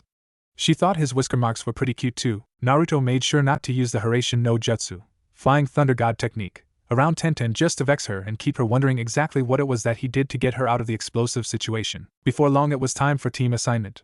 Naruto got dressed in his usual, weight seals and all. Since his first encounter with Tenten, he'd upped the weights by another 10 kilograms, so he was now carrying an extra 60 kilograms of weight. He'd rearranged the distribution though. Naruto was now carrying 10 kilograms on each limb, one on his chest, and one on his back in the middle of his coat. Not only did he now look more intimidating, he thought, but the weight was well distributed across his body. From the looks of it, he'd beaten half the graduates as he sat down in an empty seat in the half-empty room. Looking around, he could see Akamichi Chuji snacking on a bag of chips, Ino Yamanaka, who was looking around anxiously, no doubt waiting for the infamous Uchiha Sasuke. He could also see Inuzuka Kiba with his Niken Akamaru and Naro Shikamaru feigning sleep. Hyuga Hinata was sitting meekly in the corner, and it was not lost on him that she was flashing looks at him whenever she thought he wasn't paying attention. That was about it at the time. Some of the others were chucking glances at him, obviously because of his new look, and because he'd grown. Courtesy of being able to afford food other than instant ramen. Don't get him wrong though, he still loved the stuff. It's just that Naruto did understand the importance of nutrition, and there were even a few cookbooks in the pantry, so Naruto had improved his diet, resulting in a surprising growth spurt, along with a significant amount of muscle definition for his age. That'd be the non-stop training and conditioning he was putting himself through. Not that they could see his muscles through his shirt. Well, maybe the Hyuga could, he noted. Naruto sat in quiet, analyzing each and every one of them as they waited, and it seemed that Shikamaru was the only one that noticed, giving a slight nod as Naruto's eyes passed across him. It wasn't long before the classroom began to fill up and the jounin strolled in. There was the usual fight between Sakura and Ino about who was going to sit next to Sasuke until one of the jounins stepped up and told everyone to sit down and shut up. His command was obliged almost instantaneously. Each of the respective jounin stepped up to announce their teams. Team 7 is Uchiha Sasuke, Haruno Sakura, and Uzumaki Naruto. A tall man with spiky white hair, a face mask and a hattai covering his left eye said, "Meet me on top of the academy in an hour," and with that he strolled out of the room. Sakura's reaction was initially glee at having been put with Sasuke. But that lasted all of 2 seconds before she found out that her other partner was Naruto. She needn't be worried though. Over the past month training, the time spent talking with Jiraiya whenever he was around, and the past week spent with Tenten, Sakura had no need to worry about Naruto harassing her with date requests. When he originally told Jiraiya about his problem with his crush, the man laughed. "Naruto, maybe she'll change her tune down the line, but if she's so interested in this Sasuke guy you are telling me about that she won't pay attention at all to how you feel, then leave her. Focus on your training, focus on your path to greatness. She'll wake up and notice what she is missing out on, or she won't. But don't let it consume you, and don't let it get you down." Naruto had come to terms with this, and even though it still hurt a little bit, he was right to let it go. He enjoyed his time with Tenten more anyway, and she was just his training partner. At least she talked to him. The remaining teams to be assigned were Team 8, and Team 9, and Team 10. Team 8 consisted of Aburame Shino, Hyuga Hinata, and Inuzuka Kiba and his dog Akamaru. They were led by Kurinai Yuhi. Team 10 was led by the son of the Hokage, Sarutobi Asuma, and consisted of the Ino Shikacho trio, a combination Naruto had read about over the past month. The legendary combination their three clans had come up with was mentioned a lot in Konoha history. After Asuma had left the room, they all sat not knowing what to do. They all had an hour before they had to meet their respective jounin sensei, and it was around lunchtime. Well, I don't know about you guys, but I'm hungry. Who's keen for some ramen? Naruto said as he stood up and stretched, having been sitting there for a while. The obvious few were against hanging out with the dead last of the class, namely Sasuke, Sakura, and Ino. But when Chuji and Shikamaru both agreed to join up for lunch, a few more people got up to leave with the group, Hinata included. As they were leaving, Shikamaru turned to Naruto. So what changed all of a sudden? It's only been a month and you've changed your look, but I can tell you've changed more than that. Let's just say I found out a few things, and I got a lot more serious about being a shinobi. I'm that much closer to becoming Hokage now, Databeo. There we go, same old Naruto, Chuji said as they all laughed and left for lunch. An hour later, Naruto arrived on the rooftop to find Sakura and Sasuke sitting there in silence. Sakura kept casting nervous glances at Sasuke. Neither of them noticed that he was there until he sat down between the two, but before Sakura could protest, Kakashi arrived in a swirl of leaves. Nice intimidation trick, sensei. So I guess you three are going to my squad from now on, huh? Well, how about we introduce ourselves, maybe share some likes, dislikes, hobbies. Okay, well, how about you go first then, Kakashi-sensei, Sakura piped in. Okay. I am Hatake Kakashi. I have no intentions of telling you my likes and dislikes. As for my dream, he drifted off before snapping back to his students. I have few hobbies. All three genin face faulted at how uninformative the introduction was. Your turn, Sakura-san. Well, I like, she said as she turned to look at Sasuke. I dislike, Naruto baka. My dreams are, she continued to stare at Sasuke, and then giggled when she said, and my hobby is. Oh great, all three men thought, mentally facepalming. Sasuke went through his likes, dislikes, and explained his dream of getting revenge on someone who he claimed had ruined his life, to which only Naruto seemed to notice the worried crease appear on Kakashi's face. Then it was his turn. My name is Namikaze Naruto, I like. But your name is Uzumaki Naruto baka. Geez, how are we going to survive when you can't even get your name right? Sakura interrupted, chest puffed out proudly to know she'd gotten another one up on the dead last. Actually, Sakura, that was my mother's last name. I recently learned that my father's surname was Namikaze. But I've only ever heard of one Namikaze living in Konoha City, and that was the Yondaime Hokage. She drifted off as the two academy graduates stared at Naruto dumbfounded. Yep, the Yondaime was my dad. So the old man finally told you then, Kakashi said with an eye smile. It was about time. It's good to have you on the team, Naruto. Before he could get cut off again, Naruto quickly continued. Anyway, my likes are ramen, and learning new techniques. My dislikes are people who assume they are better than others, and my dream is to become Hokage and make my parents proud. My hobbies include jutsu, training, reading and cooking. Oh, and can you not tell anyone who my dad was? I wanted you guys to know because you're my team, but I don't want heaps of other people to know yet. Kakashi nodded. Yes, that is wise. I hope you heed these words, the jounin said to the other two graduates. Before Kakashi could speak up about what they were to do next, Sasuke spoke up. How can a dobe like you be the Yondaime's son? You were useless in the academy. What makes you think you can do better out here? Sasuke, a lot can change in a month, and there were circumstances when I was at the academy that, shall we say, limited my potential. But I believe our sensei was trying to talk. Whatever. Yes, what I was going to say was that tomorrow morning at 8 a.m. I want you to meet me at Training Ground 21 for your final examination before becoming permanent genin in this squad. And don't eat breakfast beforehand. What? Sakura exclaimed. I thought we'd already passed and graduated. Wasn't that what the academy was for? I don't see how this team is going to pass the bell test. And to think that I might have had the chance to train the son of my sensei. Yes, but you still need to pass this final test if you want to be shinobi of Konoha, he said before disappearing in a whirl of leaves. Training Ground 21 Konoha. As Sasuke entered the training field, Naruto dropped down from a tree next to him. Since when can Dobe sneak up on me like that? I didn't know he was there until he wanted me to.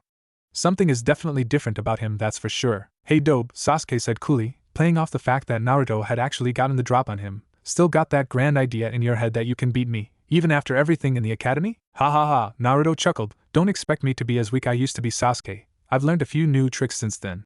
If we all pass this test, you can fight me afterwards. Settle this little issue you have with thinking you are better than everyone. TCH, why would I waste my time fighting someone who I know I can beat? Besides, do you even know how to use that sword? There's only one person I want to fight. You might change your tune after this test, depends on what we have to do. Anyway, whatever it is, it's probably going to test our teamwork, so we should start working together if we want to be a successful squad. Yeah, whatever, Dobe, Sasuke grumbled as he went and leant against a tree, waiting for Kakashi and Sakura to arrive. It didn't take long for a shrill "Hey Sasuke" to be heard from across the grounds. Oh man, how was I ever attracted to that? I mean, she's pretty, but that voice, it's going to give me migraines. Come to think of it, was I always that loud too? Sakura ran over to Sasuke, not paying the slightest amount of attention to the fact that Naruto was there. But before she could start harassing him, Kakashi appeared in a swirl of leaves, his face planted in a book that Naruto by now knew was Ika Ika after having gone through his parents' library. He'd figured by now that perversion was something that onset at puberty, or something. Every old guy he knew was a pervert. Okay guys, today you have to pass a test to see if you truly have what it takes to be Genin of Konoha.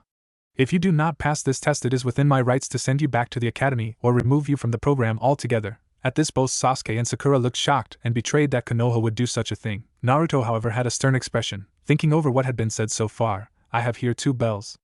I'd like you to do your best to take them from me. Whoever doesn't have a bell in 3 hours will not pass. Alright, well, can we begin, Kakashi-sensei? Naruto asked before Sakura could pipe up about the injustice of it all. You may, he said, turning his attention back to Ika Ika. From everything the academy told me, Sasuke is the one that's going to give me the most trouble. Although that Naruto is the Yandame's son, surely he can't be as hopeless as the academy teachers say he is. With that, Sasuke and Sakura both launched themselves into the foliage above, Sasuke to scope out the situation, and Sakura because she was following Sasuke.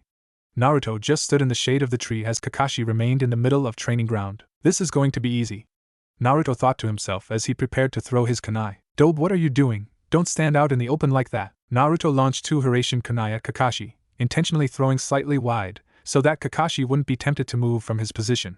Naruto could tell the man had an apathetic nature. Why make him move when he was in a perfect position? Kakashi looked up as the kunai flew toward him. Why would he throw those? He isn't a very good throw if that's the best he's got. They are both going wide. Ha! Dobe, what a crap throw, still the worst out of all of us I see. And he thinks he can beat me. There was a strange feeling in Kakashi's gut though, but by the time he realized what the problem was, it was too late. Naruto saw the look of surprise on the face of his sensei just before he disappeared. Naruto materialized just to Kakashi's left as a kunai passed on either side of him. Slashing out with his tanto held firmly in his right hand in a draw and resheath motion, he cut the strings to the bells off Kakashi's belt in the blink of an eye, grabbing them in his left hand. Too slow, sensei, Naruto said before disappearing and reappearing on the other side of the field, already retrieving his kunai. What just happened? 1 second Naruto was on one side of the field, the next he was on the other with the bells in his hand. Sakura hadn't even seen Naruto materialize next to Kakashi. It had happened so fast. How did he get so fast? That has to be some technique. There is no way he covered that distance on foot. It must have something to do with those kunai. It's not fair. I'm the one that needs that power. And so the yellow flash of Konoha returns. Well, this is big news, Kakashi thought to himself after getting over his initial shock. Naruto shunned Shin back over to the tree he was originally standing under, still quick, but in the end nowhere near as fast as his previous movements. Kakashi walked back over to the trio as Sakura and Sasuke dropped down from their hiding places. Meanwhile, Naruto had walked up to Sakura and Sasuke and given each of them a bell. "BB, but why would you give us a bell?" Sakura asked, still shocked at the turn of events. "Because I got them without the help of you and Sasuke. You didn't even get to show off your skills. It's kind of unfair to you. That being said, I'd kind of already worked out the point of the test anyway. I mean, have you ever heard of a 3-man squad? It was a test of teamwork. I kind of invalidated it though, so," he said, turning to Kakashi. "Do we pass, Kakashi-sensei?" "Ha ha ha, I guess I have no choice but to pass you 3. I mean, otherwise I'd have to come up with another test, and I couldn't be bothered." I smiling at the 3 as he said this. They all face faulted. "Anyway, that was incredible, Naruto. Since when have you been able to do the Hiraishin no jutsu? Flying Thunder God technique?" "So that's what it was, the signature jutsu of the Yandame. I should have known." Sasuke thought bitterly at getting so utterly shown up by the dobe. "Ha ha ha ha, that's my little secret, and I've by no means mastered it. But anyway, seeing as we passed and it's only been like a minute, do you want to see what I can really do?" Naruto asked with a smirk on his face. "Don't get too cocky, Naruto. I'd love to take you down a notch, although if I want to stand a chance against that speed, I'll need to use one of my own tricks," he said as he pulled up his hattai and opened his eye, surprising them with a fully awakened Sharingan. "Right, well, if you're getting that serious, I'd better take off my weights." At this they all raised their eyebrows in surprise as all of the seals on his clothing flashed once, indicating that they'd been turned off. Naruto, how much weight were you wearing just then?" Sakura asked, curious as to how fast he'd be now. "Oh, not much. I need to bump up the number of seals when I get home. Each seal is equivalent to 10 kilograms. All up 60 kilograms. Kakashi raised his eyebrows in surprise. The kid seemed quick even without the Hiraishin no jutsu, Flying Thunder God technique. He could only wonder what speed and strength he had now that he weighed half as much as before. He'd heard the story about the kid learning the Kage Bunshin no jutsu, shadow clone technique, and creating a ton of Kage Bunshin to fight Mizuki after he realized he'd been tricked. The story must be true, because this amount of progress would only have been possible for someone with the ability to create that many clones. Sakura was shocked. This couldn't be the same Naruto, there was no way. Naruto was a goofy, obnoxious prankster who couldn't even do a Bunshin. How is it that he was now a serious shinobi who actually knew what he was doing, and was actually good at it? Sasuke was fuming. He was furious that Naruto had been able to become so strong, that he was already what appeared to be Kakashi's favorite, even when Kakashi had a Sharingan. He needed Kakashi, not Naruto. He needed to get stronger so he could destroy the man who ruined his life. How had the last in their class surpassed him in just over a month? No normal person should be able to progress at that speed. Little did Sasuke know that Naruto was no ordinary human being. Over the past month, working as hard as he was working, and with the number of clones he could produce, he had accrued what would have been years of training and knowledge gathering for anybody else. Naruto wasn't even sure himself what number of clones he'd been creating, but even working for 6 hours a day, which was an extremely low estimate as there were days when he was working himself into the ground, with 200 clones, that was the equivalent of approximately 4 years training time alone, not including what he did with the rest of his day. 4 years of training could result in a ridiculous amount of progress. And with the amount of material he had in his parents' study to go over, techniques, combat tactics, styles, jutsu, chakra manipulation and control, and original ideas for improving his current jutsu, he had no shortage of things to train. Quick as a flash, Naruto had launched a number of Hiraishin kunai at Kakashi. Again, none of them looked to actually hit him. Instead, they had gone relatively low, landing in the ground, which was what worried him. Naruto was trying to get a positional advantage over him. He plans on using his strongest technique to corral me to try and force a mistake. Naruto kept throwing the kunai, of which he had an almost endless supply, thanks to his dad's arsenal and a number of storage scrolls. Kakashi made to rush Naruto to instead try and force a mistake from the boy, but rather than running away and giving Kakashi time to make a string of hand seals, Naruto simply disappeared, reappearing a few feet from the jounin underneath a kunai he just thrown with the tanto in his right hand, bringing it around the front of his body in a backhand slash. Kakashi made to block with a kunai in his left hand and attack with his right, but as his kunai and the tanto made contact, Naruto brought around his left, forming a blue spiraling orb of chakra. Kakashi hastily pushed off with his left hand and did a back handspring to get some distance from another one of the Yandame's signature moves, all the while making sure not to come too close to any of the kunai lying on the ground. Naruto wasn't giving him enough time to get a string of hand seals together for a jutsu. He was simply too quick with the Hiraishin no jutsu, Flying Thunder God technique. He understands the advantage he has with that technique, and knows that things could change if I could get a jutsu off. But with an offensive like that, with the use of the Rasengan, I can't afford to stand still. The kid formed it as he was punching me. Incredible. If I give Naruto an opening for even a second, he'll be on me. The worst part is that he's not looking me in the eyes. But Kakashi had a plan. He continued backpedaling away from the incredibly quick Naruto, making sure to keep his defenses up while staying away from any stray kunai that were on the ground or that Naruto was throwing, and started veering towards the river. If he could get onto the river, Naruto wouldn't be able to rely on any stray kunai on the ground. He'd lessen the advantage of Naruto's Hiraishin no jutsu, Flying Thunder God technique, by a fair amount. But Naruto saw this and wasn't having any of it. Kakashi had managed to force his hand somewhat. Naruto either had to get between Kakashi and the water, end the fight right then and there, or lose part of his advantage. Realizing that, Naruto threw 2 more Hiraishin kunai at Kakashi. Kakashi waited as both kunai flew past him and turned to attack should Naruto appear. Naruto, surmising that Kakashi was about to counter the forced move, flashed to one of the kunai and released 3 more kunai directly at Kakashi before flashing away almost as soon as he arrived. Running towards the water, Kakashi couldn't change his momentum fast enough to avoid the 3 point-blank kunai and was forced to deflect them, wondering when Naruto was going to use them to appear. Instead, Naruto had flashed to a location off to the side, with a kunai that he'd set up just before throwing the original 2 past Kakashi. He charged in from the side just as Kakashi attempted to deflect the 3 kunai. Kakashi turned just as Naruto thrust out a Rasengan in his right hand, which he was forced to reel away from. But surprisingly, Naruto let the Rasengan fade just before following through with a left-handed punch that connected with Kakashi's chest. The punch connected, Naruto channeled a burst of chakra to the end of his fist at the exact correct moment, and Kakashi exploded into fine rain of splinters, having performed Kawarini no jutsu, body replacement technique, at the last second. Very impressive, Naruto. But that's enough for today. I think I should go and report the results of the bell test to the Hokage, and would rather not be turned into a fine red paste. Man, you pack a hit if you manage to do that to a log. Also, never ever underestimate the power of a log. It may very well save your life one day. Let that be a lesson to all of you, he said to his students as he walked out of the tree line with a nice smile. Now I need to be going. Meet me at the Hokage's building tomorrow at 9 o'clock to pick up our first mission. And he disappeared in a whirl of leaves. As the 3 rookie genin began walking back into the main part of town, Naruto turned to them. So do you guys have anywhere you need to be for the rest of the day? They both looked at him cautiously, not sure how to answer before Sakura spoke up. No, not really. Why? She had no reason not to tell the truth, even if she was talking to Naruto. What about you, Sasuke? No, dope, I don't have anywhere to be. Sasuke replied as grouchy as ever. Well then, team, I was wondering if you guys wanted to come over to mine to train, now that we're a team? Even if they treated him harshly when they were at the academy, Naruto was getting over Sakura, and Sasuke had his reasons for being insufferable.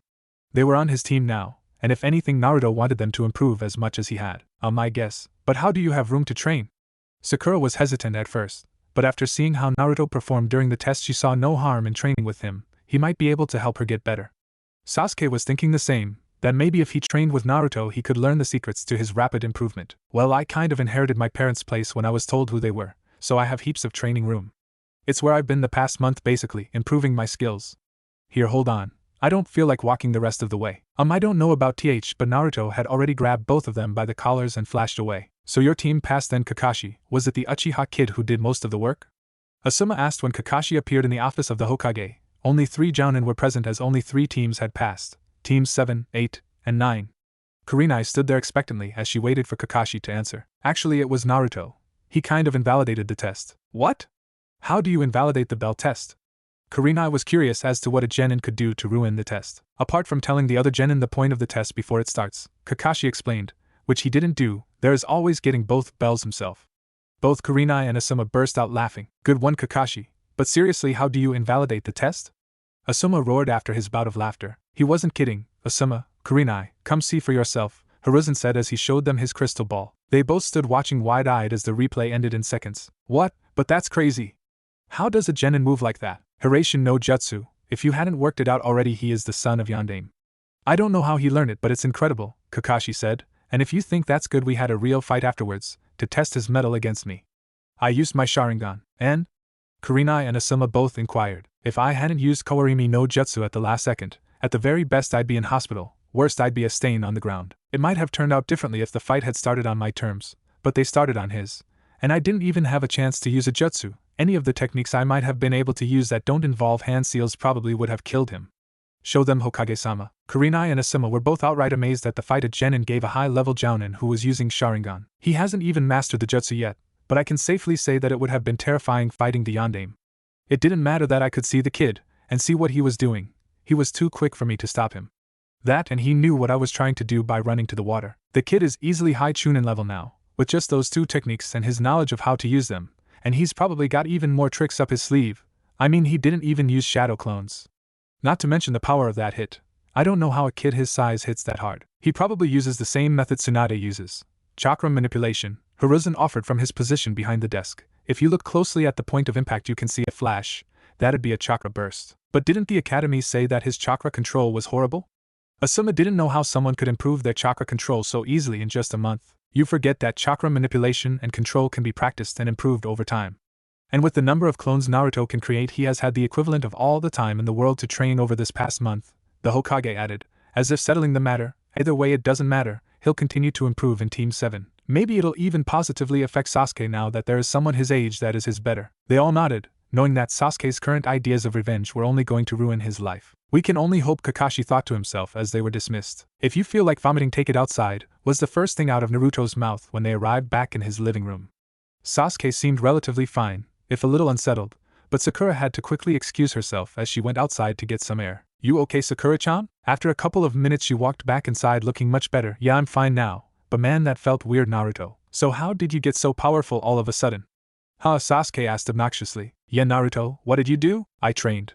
It's as simple as that. I worked hard. Unfortunately, it's not something you can emulate. What? We can't train, are you stupid, Dobe? I wasn't finished yet, team. What I meant was that you can't train the way I did. I used shadow clones to train, which according to the Hokage require jounin levels of chakra to create about 5 to 10 comfortably without putting the user in danger.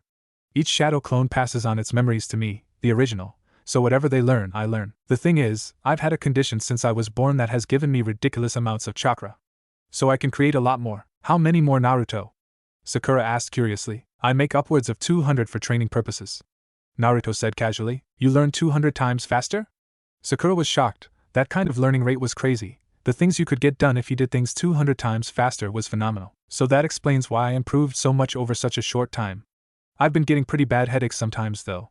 But I asked Jiraiya and he said that that'd be because I'm taking in a lot of information all the time, so it's just mental stress. Wait, you know Jiraiya of the Sannin? Sakura asked, dumbstruck. That guy was famous. Oh yeah, I forgot to tell you, he is my godfather. Isn't that cool? Naruto replied with a smile on his face while rubbing the back of his head. This is bullshit. I train so hard all the time to get stronger, and then you find out you have a hotshot shinobi godfather who's probably taught you awesome techniques and an ability to learn incredibly fast and overtake me.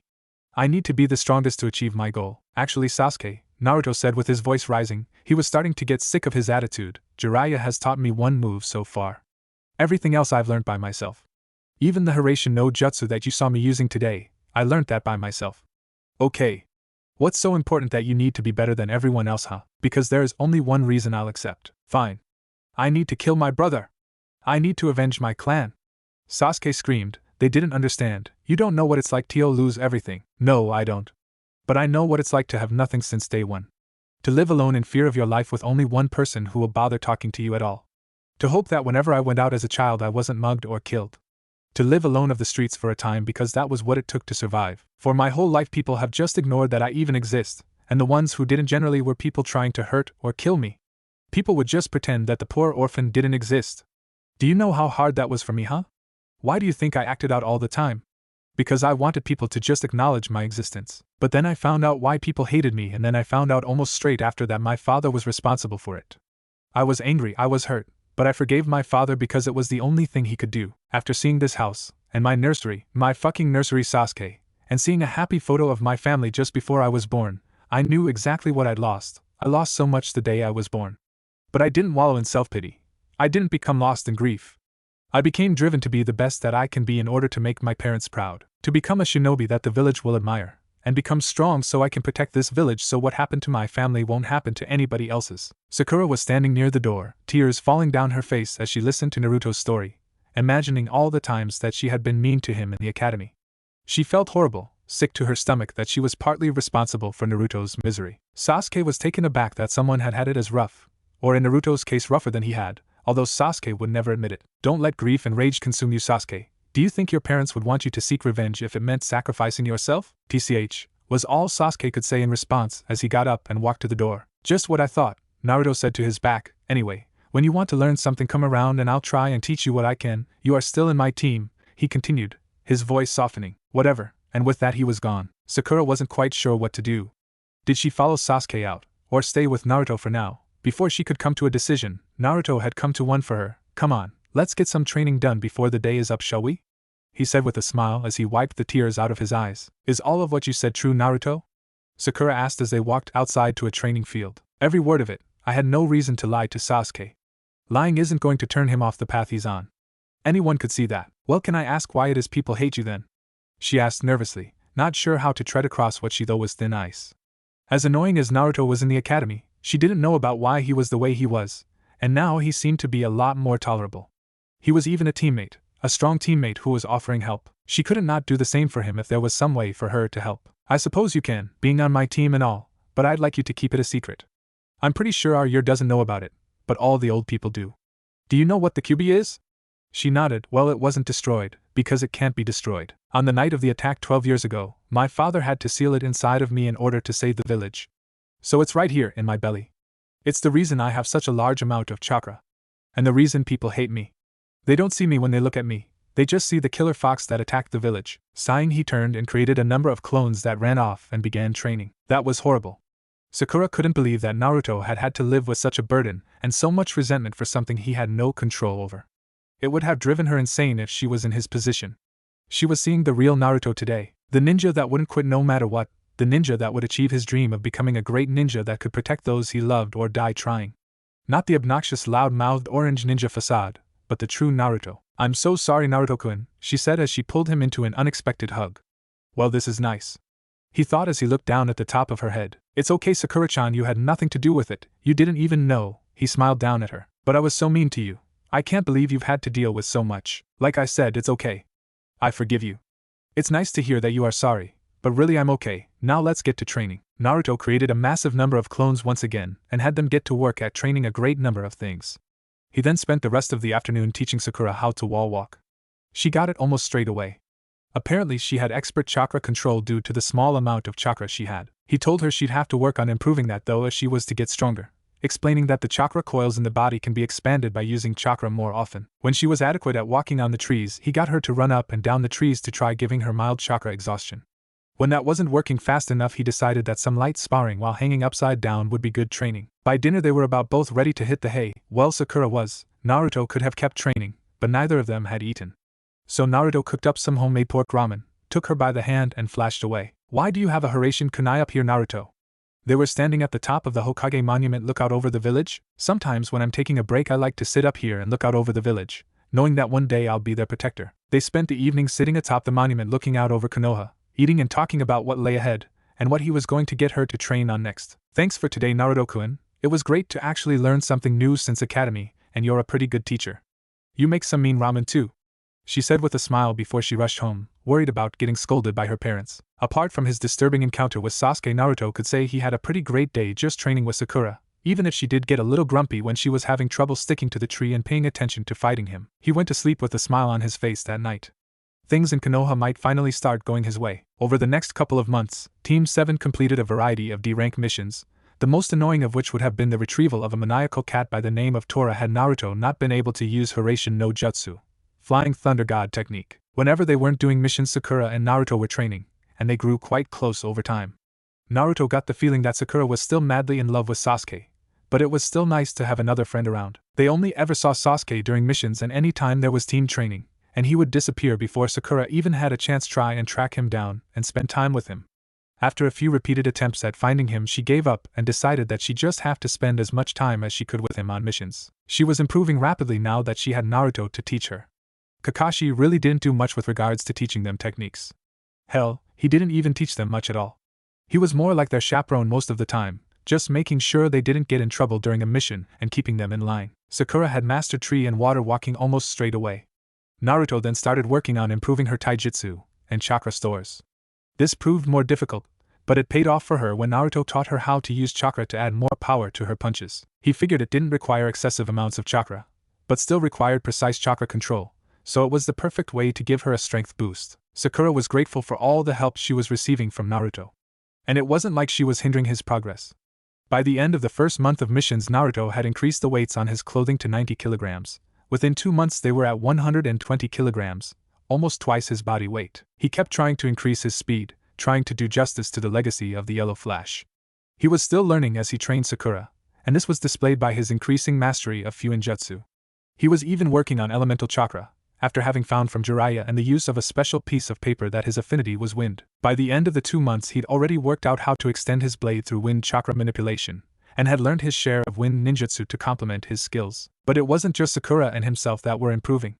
After training with Sakura for the first time, he made an effort to go and find the other rookie genin teams to offer them a bit of training if they wanted it. At first they were doubtful but decided that they would at the insistence of their jounin sensei, who really knew how strong Naruto had become. They wouldn't complain if someone was helping them improve their teams in their spare time. They weren't let down by the knowledge that Naruto had of the ninja arts, and each of the genin started showing marked improvements now that he was helping them along. Naruto was also finding Fuinjutsu to be an extremely powerful art, and wondered why no one studied it. Jiraiya was the one to answer that question, explaining that there were very few people alive that could do great Fuinjutsu, and fewer people who taught it. It was a rare and powerful ability that he explained the Uzumaki clan were wiped out for having. As he progressed in his studies, he realized he could apply seals to his own body that would do a variety of things, even the seal for the Hiraishin no Jutsu, Flying Thunder God technique. Naruto had also developed a seal that used a space-time manipulation to transport a chakra burst to a hub seal, whenever chakra was run through it, mainly the one that he now had on the middle of his forearm.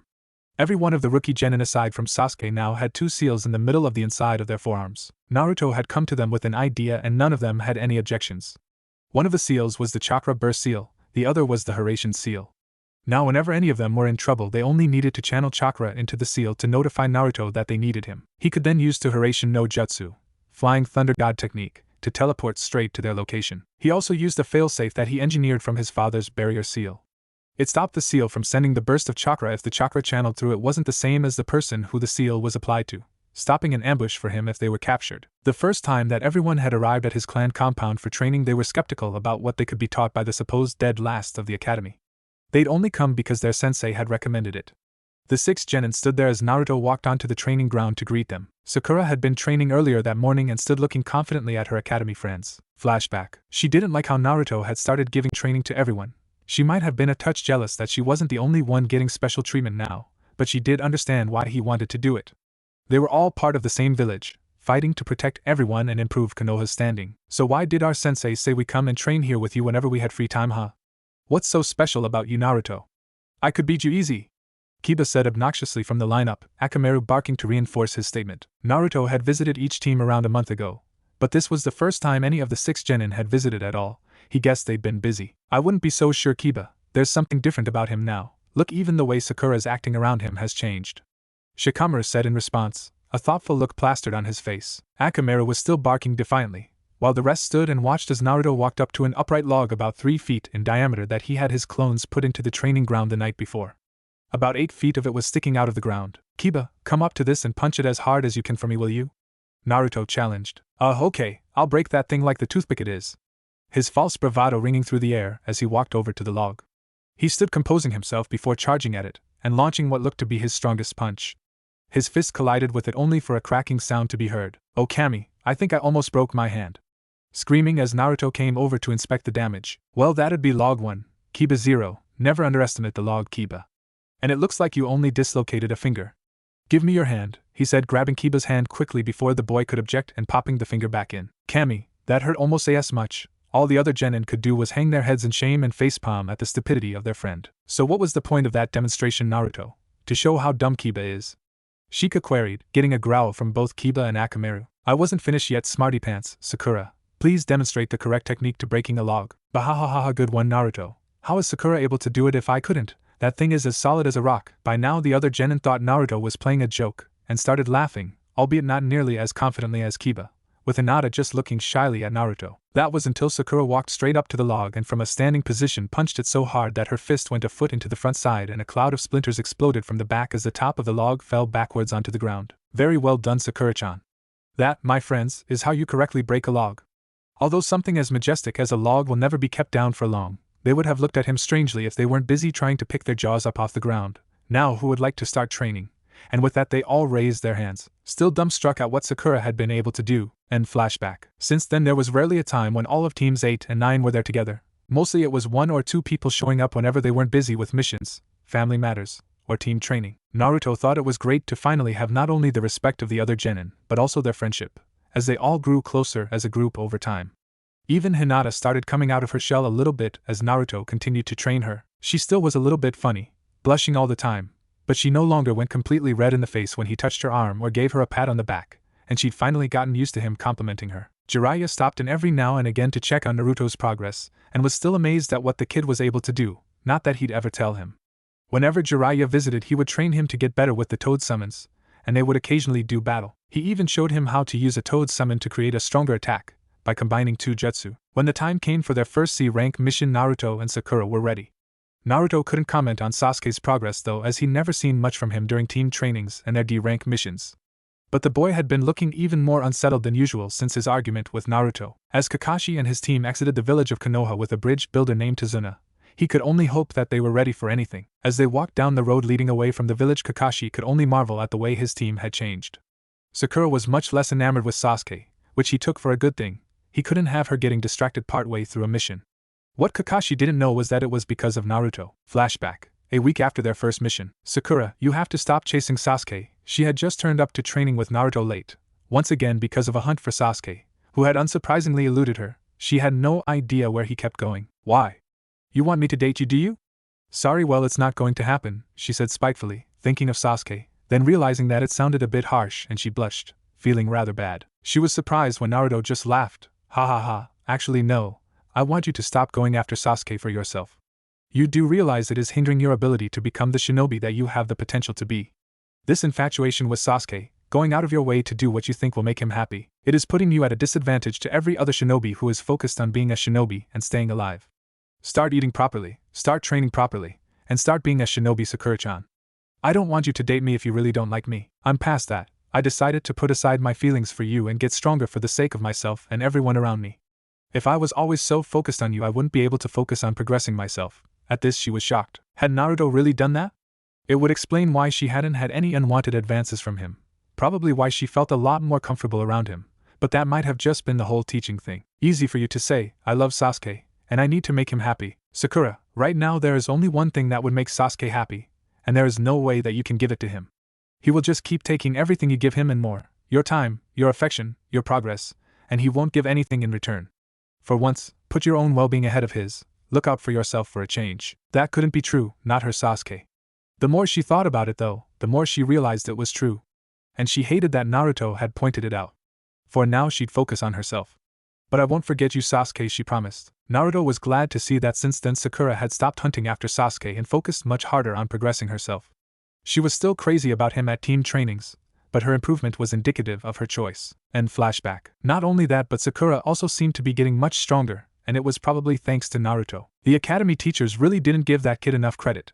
When he was driven to do something, whether it was to improve himself or his teammates, he'd stop at nothing. Kakashi still couldn't get a read on what was bothering Sasuke. Maybe it was something someone had said to him. He'd have to ask Naruto sometime. He couldn't have Sasuke at nothing but 100%, even if this was a C rank mission. Naruto's progress was crazy. The kid looked as if he was at the peak of physical condition for his age, and it was probably because he had been driving himself into the ground whenever he had the chance to train. No one knew it, but the reason Naruto could increase his physical condition so quickly was because of the Kyuubi's chakra and the rate at which it healed his body. Naruto's muscles and tendons would be healed and regrown almost straight after he'd sent them through hell. Kakashi noted that he'd probably be able to give Lee a good run for his money in his condition at the moment. The thing that would throw it in Naruto's favor would be his ability to use ninjutsu. What are those things on your arms? Sasuke asked as they continued down the road. It was the first time he'd seen them. Naruto, however, had already explained them to Kakashi, and their sensei was impressed at his genin's forethought. Not that he wasn't impressed with a lot that Naruto Namake's did. They are more or less a distress beacon. If Sakura gets in trouble, she can contact me with a burst of chakra through the first seal, and I'll use the second seal to come to her rescue. Naruto smiled as he rubbed the back of his head. Cool, huh?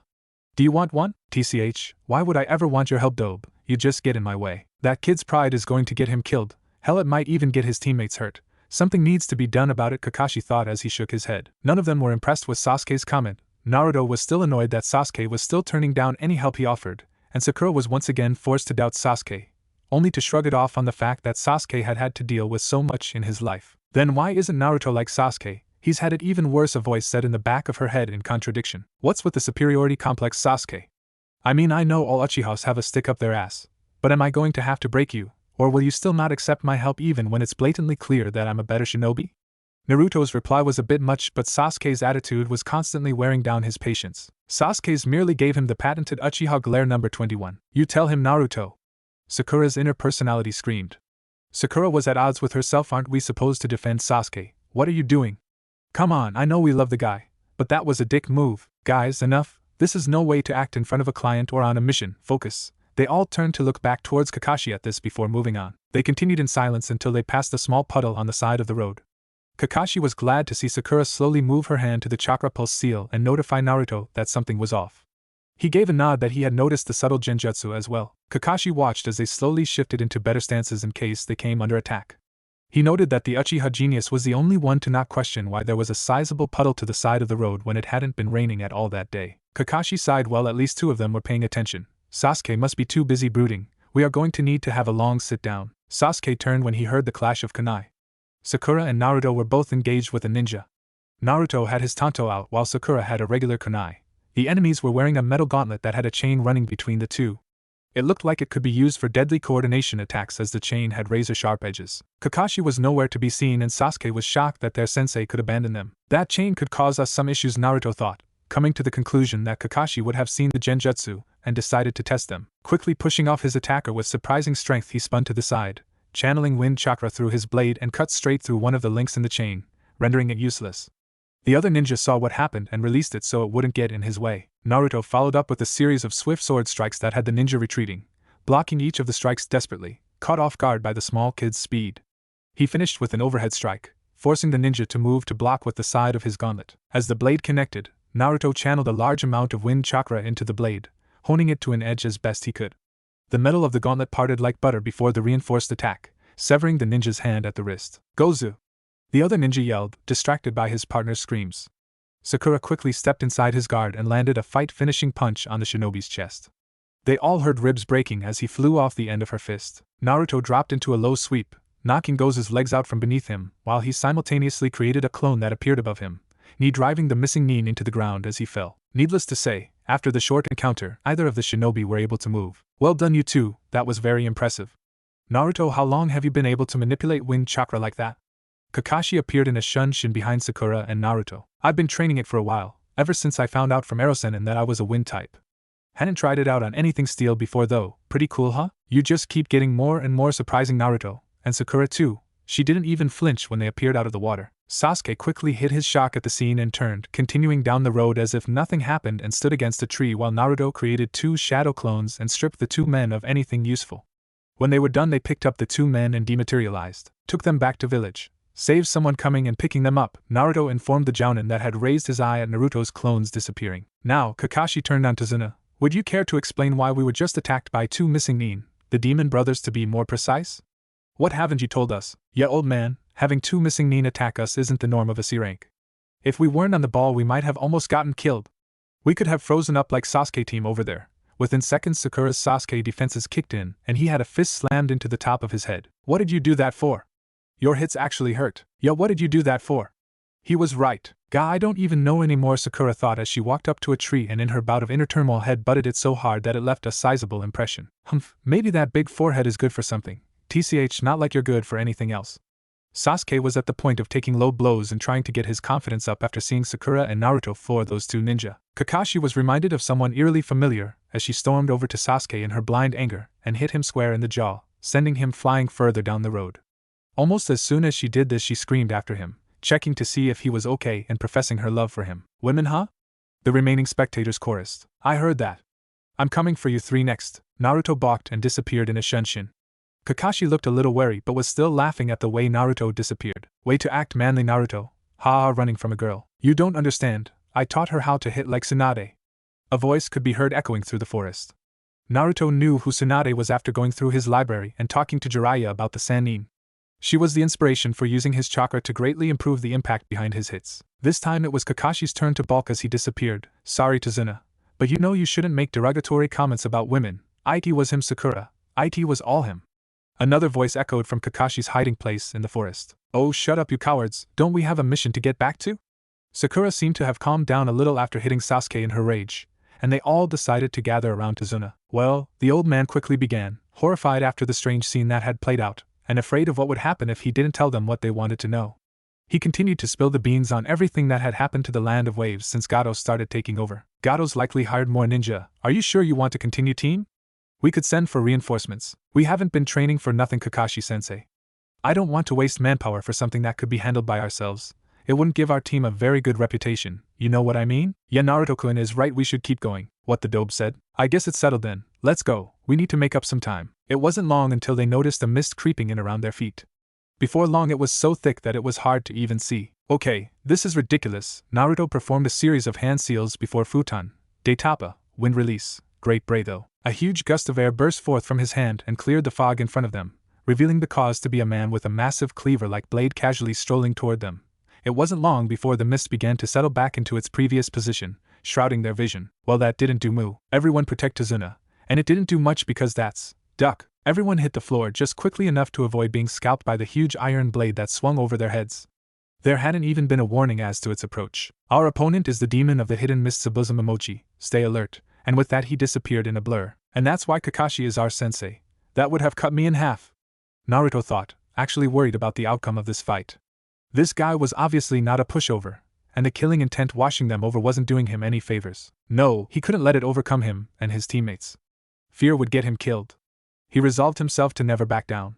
He would complete the mission and protect his teammates. Naruto looked over at Sasuke, frozen as he stood next to Tazuna. Sakura wasn't doing much better, her confidence slipping. He could see the fear in their eyes as they looked around. He needed to calm them down before Zabuza took another swing at the 3 of them. They wouldn't survive another attack in the state they were in. Guys, snap out of it. We can take this guy. We've got Kakashi-sensei to look after us.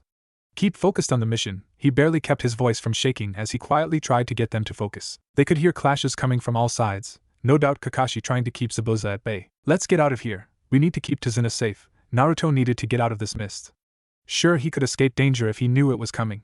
But with this mist in the air, he had no way of knowing where the next strike was coming from. He heard a whistling as he turned and saw a blade arcing through the air once again. There was no time for a response. It was heading straight at him with vicious speed, and he couldn't flash away because the only nearby seal was Sakura. Jumping to her would result in the same outcome, being that they were standing almost back to back and he couldn't run from the fight altogether. He had to protect Tazuna. He tried to bring a kunai up in time to meet the blade, hoping that it would stop its advance somewhat, but was saved from the assault when Kakashi blurred in front of him at the last second, blocking the blade and forcing Zabuza away from them. It wasn't before long though that the mist started to clear. Run!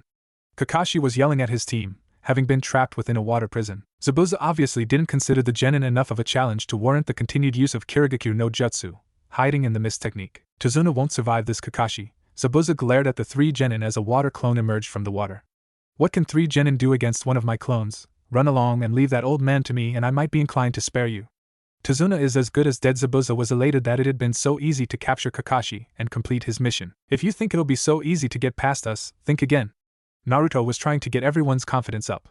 If he wasn't using that mist technique, he was sure he could at least put up enough of a fight for the others to get Kakashi out. Sakura was emboldened by this. Yet just because we are small doesn't mean your clone can defeat us. And with that they spread out a little between Tazuna and the water clone. The Uchiha over there doesn't seem so confident. The clone rushed Sasuke, intent on rending him in two. Naruto had deactivated his weight seals the moment the trouble had started, but even he was surprised at the speed the clone moved now that he could see. He looked over at Sasuke and saw him lock up, looking death in the eyes. Naruto put everything he had in just making it there in time. Surging chakra through his legs just to close the distance, he brought his tanto around to stop the massive cleaver-like blade that was coming down from above. There was no way he could stop that strike that dead on. Deflecting the blade, he took his attention away from the situation for a moment. Get it together, Sasuke. We need you to FOC-. While he was trying to get Sasuke to snap out of it, the clone had taken the opening to punch him in the gut with his free hand with such force that it put Naruto on his knees, blinking tears out of his eyes. He could only watch as the blade came down again, only this time for him. Sasuke was still coming out of his stupor, and if he flashed away it wouldn't stop the blade from coming down on his teammate. He tried to bring his blade around once again but was too slow. There was a loud clang as Sakura's hand bounced off the sword, sending it flying out of the clone's hand and sticking into a tree. Naruto saw his chance when the clone lashed out at the female genin, pushing her away and making his way for the sword. Naruto flung his hand out, burying a Hiraishin kunai slightly higher in the tree.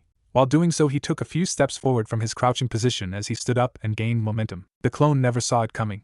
He grabbed the hilt of the sword, turned back to look at the 3 genin and smirked. Unfortunately for the copy, the smirk didn't survive Naruto planting his knee squarely into the side of his head as he reappeared, flying through the air above the sword. The clone dissolved into water along with the sword, and with that Naruto turned his attention to the real Zabuza, who was still currently shocked at what he'd just seen. Quickly pulling his kunai from the tree and walking over to the others, he made sure to see if Sakura was okay. Luckily Sasuke had just snapped out of it. Okay guys, I think I can get this guy away from Kakashi. Make sure you stay alert. It's up to you to protect Tazuna. So it looks like at least one of your runts has some talent, Kakashi. You wouldn't believe it even if I told you. Naruto rushed Zabuza. He knew that to keep the water prison up he needed to stay in contact with the orb, otherwise why hadn't he moved yet? Sending a Hiraishin kunai directly at Zabuza's head, the large ninja was forced to dodge. This gave Naruto the chance he needed to get behind his deadly opponent. Flashing to the Hiraishin as soon as it had passed forced Zabuza to turn to deal with the immediate threat. There was no way he could deal with the genin without releasing the water prison. He dove away from the prison to avoid a point-blank tanto strike. As soon as he was on his feet though he was going through hand seals. Naruto made to cut him off. Naruto, stop, let me handle this. Get back and protect Tazuna. He turned to Kakashi to see that his sensei was copying every single seal that Zabuza was making even as he was making them. The power of the Sharingan really is incredible, Naruto thought as he flashed back over to Sakura so that he wouldn't get in the way of the fight between 2 shinobi that still clearly outclassed him. It wasn't before long that Zabuza and Kakashi summoned massive water constructs in the shape of dragons that charged at each other. Both were pretty badly injured in the bout, but Zabuza was easily the worse off out of the two. Before Kakashi could finish him off, however, a mysterious shinobi appeared in a porcelain mask, claiming that they were a hunter nin from Kirigakure and would be taking the corpse back to the village. As they all gathered themselves around Tazuna, with Naruto picking up Kakashi, he turned to Sasuke. So, Sasuke, are you actually going to do anything on this mission, or did you just come along to watch? I mean, I don't mind doing your job for you, Naruto said lightheartedly, a huge grin on his face as he rubbed the back of his head. And with that they continued on to Tazuna's house. Naruto could almost feel the stare boring into the back of his head as he carried the exhausted and injured Kakashi to their destination. They arrived at Tazuna's house late in the afternoon, and were greeted by a very attractive woman, and a small sullen child. The two were Tsunami, and Inari, Tazuna's daughter and grandson. After they settled in and greeted the two, Kakashi informed the team that he didn't think that Zabuza was dead. He told them he would try and prepare them over the next few days as best he could for if Zabuza tried to take Tazuna's life again. The next day Kakashi took them into the forest before Tazuna left to work on the bridge. Okay team, I think today we'll start working on some chakra control exercises. How does wall walking sound?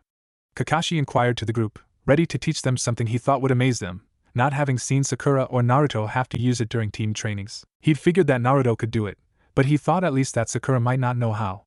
Guess he was just surprising Sasuke then. Sakura and I can already do that, Kakashi-sensei. We've been sparring on water lately to practice chakra control. We've been working on it for a while.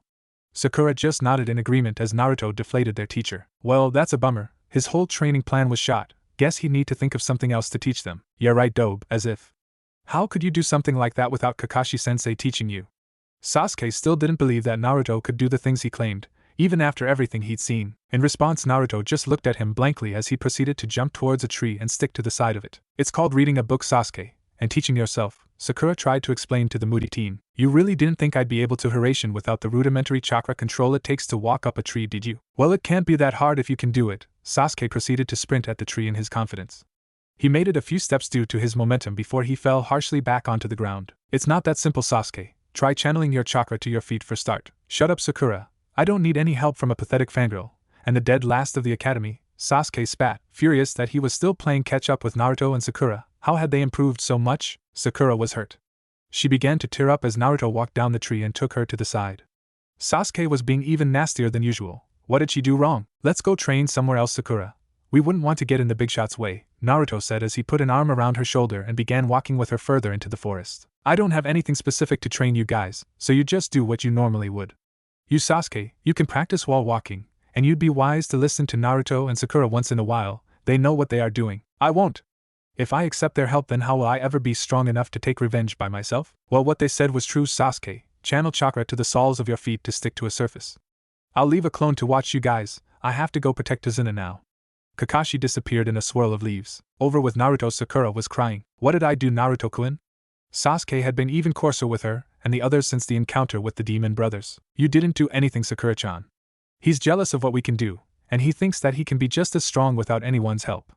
It has something to do with his quest for revenge. There is nothing we can do about it now but get stronger. But if I get stronger, then he'll hate me even more. Sakura was appalled that all her hard work over the past 2 months had been good for only getting Sasuke to hate her. Sakura-chan, look at me. Naruto placed his hand under her chin, turning her head towards him. Don't let Sasuke put you off becoming a great shinobi. Remember what I told you.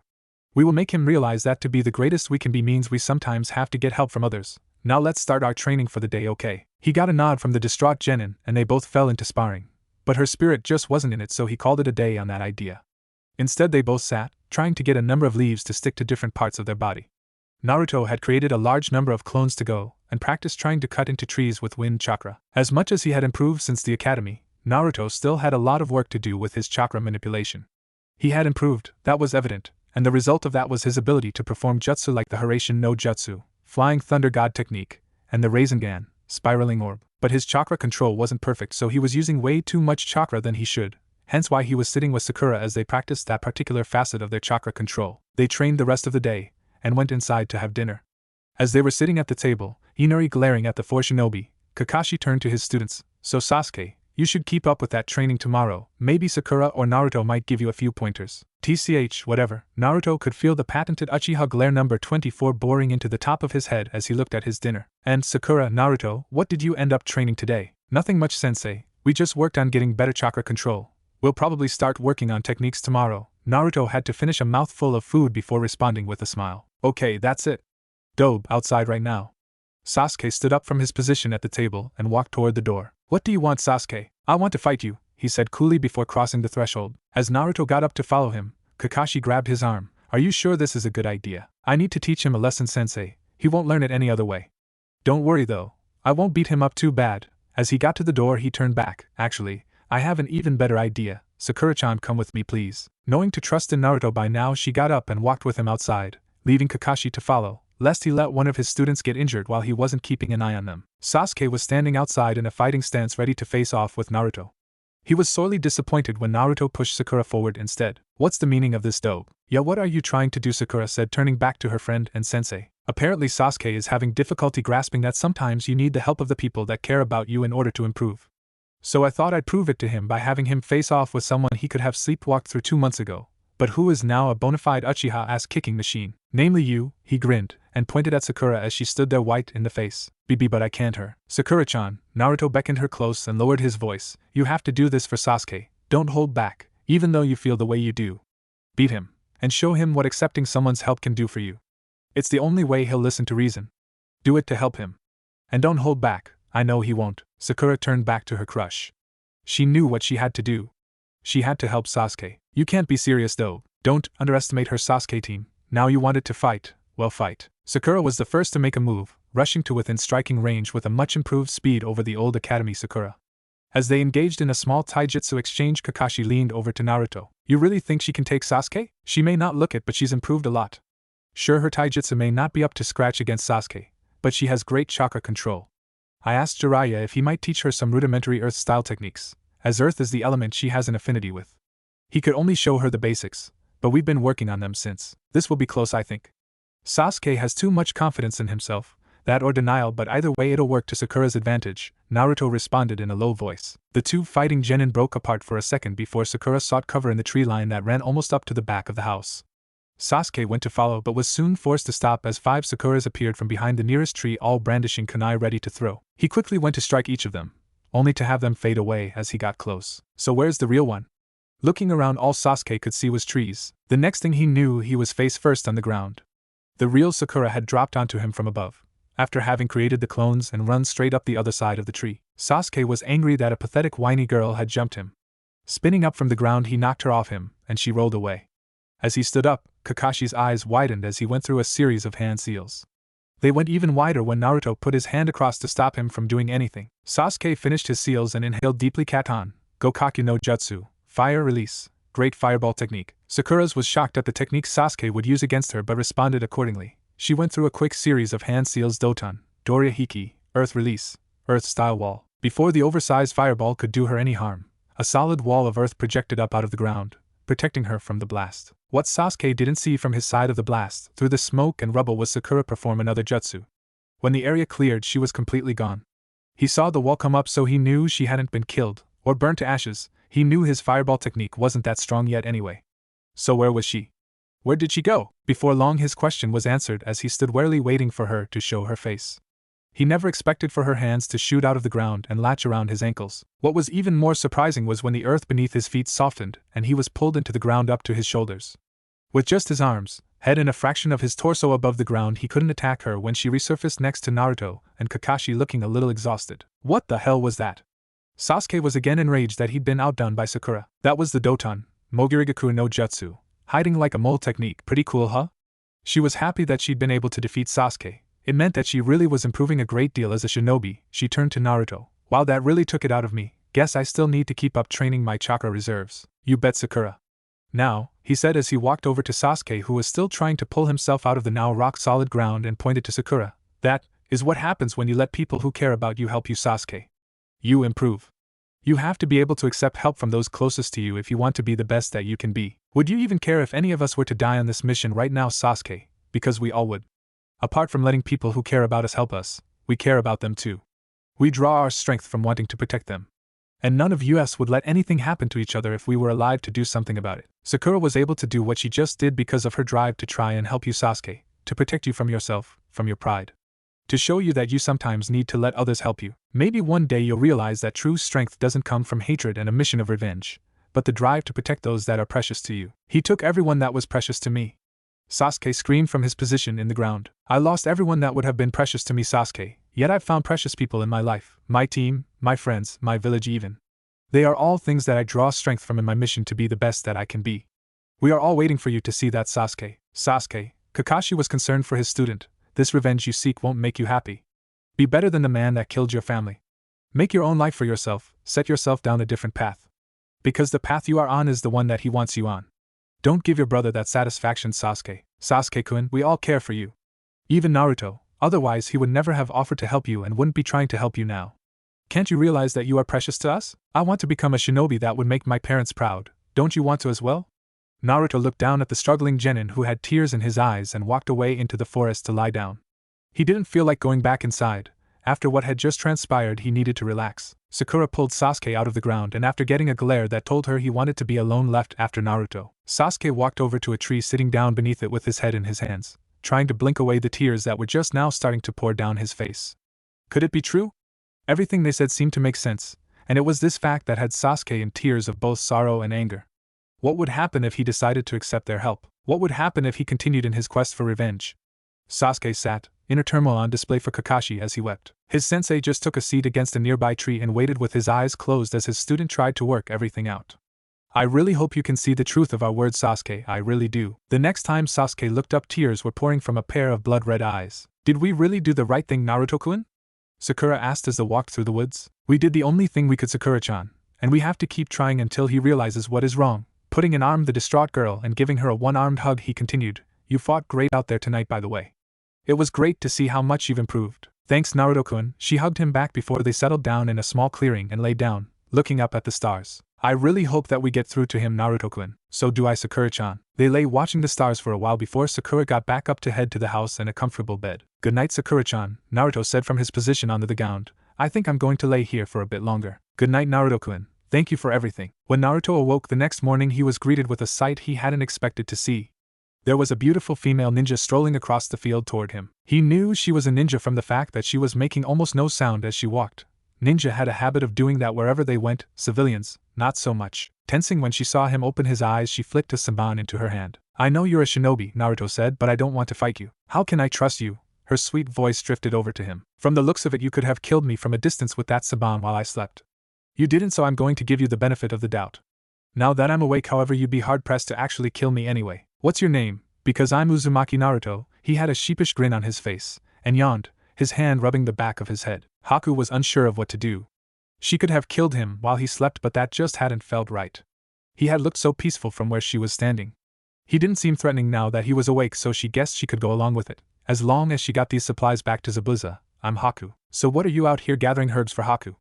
Naruto inquired innocently, trying to lighten the mood. They are for someone very close to me. They were injured and these are going to help them get better. Well, do you want a hand gathering them? I could make your job a lot easier. A number of clones appeared before Haku could object and began searching through the woods and clearing for the herbs that Haku needed. Now sit down, Naruto said with a smile. But No buts, come on and sit down. My clones will still get the herbs you need, don't worry. Okay, she said, sitting down opposite from him, still wary of what he was doing. For a while they explained pleasantries, with Naruto explaining that he was going to be Hokage one day and protect the village. Then out of nowhere he asked a rather unexpected question. So Haku, is Zabuza recovering well enough? She flinched, not knowing how the boy who was only just younger than she was had figured it out. Calm down, like I said, I don't want to fight. Naruto tried to defuse the situation before she could take any action against him. I could tell you were a ninja from the way you walked. You said you needed to help someone who was close to you. You used Senban. And you have the same build as a hunter nin that carried away one supposedly dead Zabuza. Your facial twitch just then confirmed my suspicions. Don't worry, like I said, I don't want to cause you any harm. We both have our missions. It just so happens that they oppose each other. I'll hold no grudge against you for it, but I do hope we can get through this with as little bloodshed as possible. All Haku could do was nod in response. She didn't know what it was about this kid she liked, but she knew that he wasn't going to hurt her while she sat there with him. He was too sincere. As Naruto's clones walked back over each with a pile of herbs, he got up. Well, here are your herbs, Haku. I have to get back to my team. I just want you to know that even if I don't want bloodshed, I'll still protect my team with everything that I have. So is that where you get your strength from? From willing to do anything to protect those close to you? Naruto nodded before disappearing. Me too, Naruto. I guess next time we meet we'll see whose desire to protect is stronger. Naruto appeared next to Sakura, having used her seal as a beacon for his Hiraishin no jutsu. Where have you been? Sakura looked concerned as she worked on improving her earth release. He could hear Sasuke trying to still climb a tree not too far from them. Kakashi figured you'd be okay and had to head off to defend Tazuna. But where were you? Same place I was when you left me last night. I fell asleep, he. He rubbed the back of his head a little embarrassed. And then I met the hunter nin that I now know saved Zabuza's life. We didn't talk for long, but she seemed nice enough. What? Sakura screeched. You didn't have to fight her or anything? Well, no, that's not part of our mission, and I'd rather not have to hurt people if I can get away with it. She could have most likely killed me as I slept but didn't, so I gave her the benefit of the doubt. It wasn't like she didn't know who I was. Okay, well, as long as you are safe, Naruto-kun. At least now we know that Zabuza will probably make another attempt at Tazuna's life. Naruto nodded. Anyway, now that you're here, let's get back to training. Sakura smiled, looking forward to the day ahead. They were surprised when Sasuke approached them halfway through the day looking as downcast as ever, a hint of frustration glinting in his eyes when he turned his head toward them. What do you want now, Sasuke team? I don't want to fight you. I'm training with Sakura-chan. Naruto said, sizing up the Uchiha. Actually, I wanted to ask if you could help me with wall walking. Naruto could tell just by looking at him that it was taking all of Sasuke's effort to suppress his pride just to walk over and ask that simple question. Sure, no problem, Naruto said with a sincere smile as he created a number of clones to go and offer the young Uchiha instruction. These guys will let you know what you might be doing wrong. As Sasuke walked away with the clones, Naruto turned back to Sakura. Maybe we're finally getting the message across. he said hopefully before they both smiled at the small change that they'd made in Sasuke. By the end of the day, Sasuke had finally gotten the hang of wall walking, and had started going through light sparring exercises with Naruto's clones. Kakashi was pleased by the progress that the Uchiha had made and was even more impressed that he'd asked for help. Naruto explained that tomorrow he'd teach the Uchiha water walking if he wanted the help. Surprisingly enough, he accepted. The next day, when Sakura was off training with a Naruto clone in the woods, Sasuke was standing with the real Naruto at the edge of the water near the house. Okay, Sasuke, you seem to pick up wall walking pretty quickly with our pointers. Water walking, however, is fairly difficult in that you have to adjust the amount of chakra sent to your feet constantly in order to stay afloat, as opposed to the constant level you send to your feet in wall walking. You should get the hang of it pretty easily, but we'll start you out on the shallow water. It took Sasuke most of the day to get the hang of the technique, but by the end of the day he was slowly edging out further and further over deeper water. Naruto slowly started throwing stones at him to try and break his focus, but the Uchiha was a fast learner and very rarely fell in after that exercise, until Naruto did something completely unexpected. He called out to the Uchiha to get his attention, but when Sasuke looked up to find his friend, he went white in the face and a small amount of blood trickled from his nose. There standing before him was a gorgeous brunette that looked about 18 years old. She was the epitome of perfect with just the right amount of ridiculous curves, and she was completely naked save for the smoke that surrounded her chest and pelvic region. Sasuke probably would have passed out from the nosebleed he would have received had Naruto not bothered with the smoke. It was easily enough to break his concentration and send him plummeting into the drink.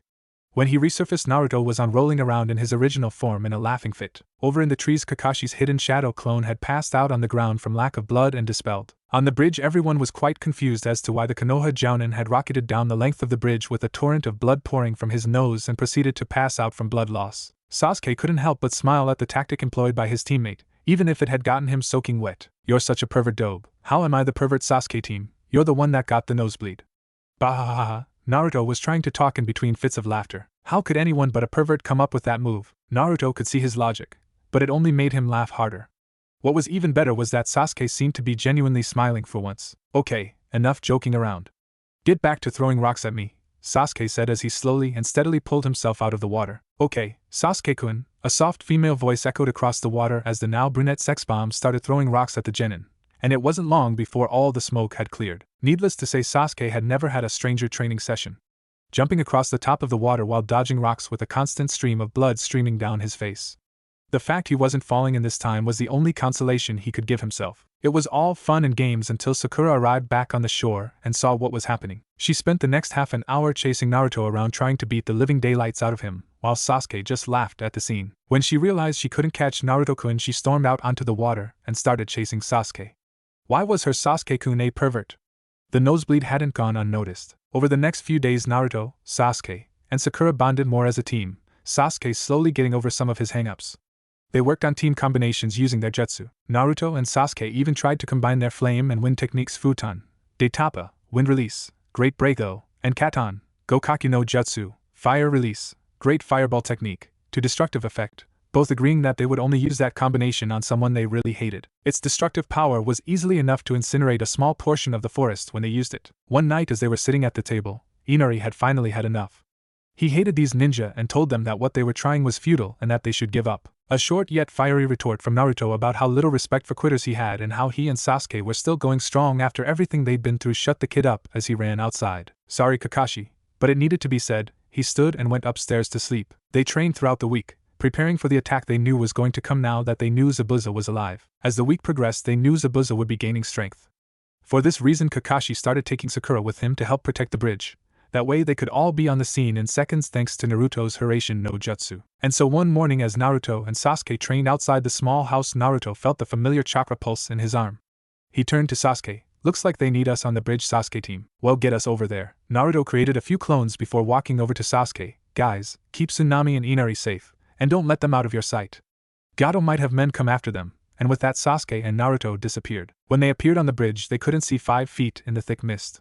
They appeared next to Sakura, and could hear Kakashi and Zabuza talking. So the brat that was talking to my Haku is finally here, Zabuza said, hearing them arrive through the mist. That's a pretty handy technique he's got there. That's only the half of it, Zabuza. Kakashi was standing between the 3 genin and Zabuza, ready to fight the missing nin. You don't need to let your genin get killed, Kakashi. I might be inclined to spare you all if you just let me have Tazuna. Never.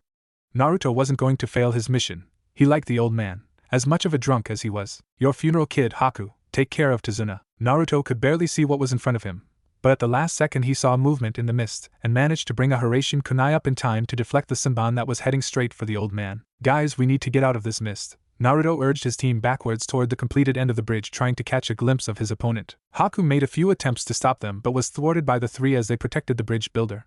She finally emerged from the mist as they all now stood in the open. You have to come to us, so let's see how you fight without that mist. Naruto was confident that he could take whatever this girl could throw at him. Just what I expected from him. He was observant enough to work out who I was. It's no surprise he changed the battlefield to give him the advantage. It's no matter. I'll complete this mission for Zabuza-sama if it's the last thing I do. Naruto was a little confused with the way Haku talked about Zabuza but figured there was some personal reason behind the honorific. They all stood tense, waiting to see who would make the first move while the sound of metal striking metal echoed from their sensei's conflict. It was Naruto who acted first, trying to test the waters as he threw regular kunai at the missing nin. She dodged them easily before responded with a barrage of accurate Senbon. Unfortunately, he had to try and block most of them as stepping out of the way would put Tazuna in danger. A few of them made it past his guard and struck him in the chest. He didn't feel any pain though, and when he looked realized that the three he didn't avoid had struck a storage scroll he kept in his coat. The storage scroll that happened to contain his Hiraishin kunai was the one that had taken the hits. He figured that after taking 3 Senbon straight through the center, any seal he had on the scroll wasn't going to be working. Guess he was stuck with the few Hiraishin kunai he kept on his person. He needed to take up Sasuke's habit and store them in a bracer or something. He'd work that out if he made it through this fight. Guys, protect Tazuna, I need to keep Haku away from you guys. With that he disappeared in a blur and was on the offensive, striking at Haku with his Hiraishin as he kept her from attacking the bridge builder. She deftly deflected each of his strikes with her Senbon before dropping down and attempting to take out his knees before he could react. Naruto flipped his Hiraishin kunai into the air, sending it spinning above her, and at the moment she'd fully committed to her Senbon strike at his knee, he disappeared, reappearing above and behind her, falling down in the perfect position to strike. Haku responded by turning from her lowered position and using the momentum from her failed attack to spin around. Just as Naruto's feet began to touch the ground and he brought his kunai down, she kicked her leg out, sweeping his feet from under him. He stuck his arm out to stop his fall and brought his own foot around at the side of her head as she was still in a crouched position. Blocking this with her left forearm but feeling the power of the kick, she was shaken, and retreated for the moment to get some space and rethink her approach. This time though, when they broke apart, she was now between him and Tazuna. Not willing to take any more chances with Naruto and his ability to seemingly teleport, Haku went through a short series of hand seals before any of the genin could respond. An ice mirror formed behind Haku, preventing Naruto's approach, but he could see another mirror forming behind Tazuna. This can't be good, Naruto thought when he saw what appeared to be the reflection of Haku appear in that mirror, reaching out for the old man. Naruto was next to Tazuna in the blink of an eye, thanks to the seal on Sakura, deflecting the Senbon that the missing nin was projecting towards his brainstem. Having had her attack thwarted by the strange blonde, she took the opportunity to attack his black-haired teammate, the only one of 3 not guarded. He had his newly acquired Sharingan active, but it didn't help him stop the attack that came at him so quickly. 2 Senbon struck him in the neck, while 3 hit him in the chest, and in an instant Haku was emerging from her first mirror. Sasuke stumbled, the Sharingan in his eyes flickering as he fell. Naruto managed to catch him before he hit the ground and quickly removed the needles before setting him down. What did you do to him? I'm afraid he won't be waking up again. I'm sorry, but I cannot let anyone stand in the way of Zabuza-sama's goal. Naruto checked the Uchiha's vitals and was shocked to find them deteriorating rapidly. He could barely feel his pulse. No, Sakura, don't. It was already too late. In her anger at Haku over what she'd done, Sakura had charged the Senbon-wielding kunoichi. It put her on the defensive for a second before Haku jumped back and went through a series of hand seals again. Makio Hyosho, demonic mirroring ice crystals. A large number of the ice crystals appeared surrounding Sakura. No, this is bad. Naruto though, as he looked between Tazuna, Sakura and Sasuke. He was about to Hiraishin to Sakura to get her out of what looked to be a death trap, but saw at the last second Haku throwing Senbon from the mirror that was still behind Tazuna. The old man frozen in fear during the whole fight. Naruto cursed, rushing toward the old man and pushing him out of the line of fire just before the projectiles would have killed him. As he did so, he flung one of his kunai at the ground and disappeared, but it was too late. In saving Tazuna, he'd given Haku enough time to launch an attack at Sakura. By the time he arrived by her side, even if it was just mere seconds, the girl was riddled with Senbon and looked to be just holding on to her life. He flashed back to the kunai he just previously left on the bridge and tried to place her on the ground as comfortably as he could. Don't worry, Sakura, hold on, I'll keep you safe. I'll keep you safe. Naruto had tears running down his face as his eyes flickered red, and his fingernails grew into claws. Yes, boy, draw on my power. You need it to take revenge on that ice bitch. Without it, you'll never save your friends. He could hear a strange gruff voice in the back of his head. He disappeared into his mindscape, letting the rage take over. Growling, the enraged Naruto disappeared in a red blur, intent on rending Haku in two. The killing intent washing over everyone was enough to force Tazuna to his knees. Tazuna's house. As the three Narutos sat in the trees around the house, they heard two men walking down the road. Ha ha ha ha, those ninja won't know what hit them. Gato's plan is brilliant. How about we celebrate our success today by having our way with that hot MILF Tsunami? That bitch is Finny, one of the sword-wielding thugs was saying to the other. Only if I get to go first, we can even make that little brat watch. Ha ha ha ha ha, I'm afraid that won't be happening today.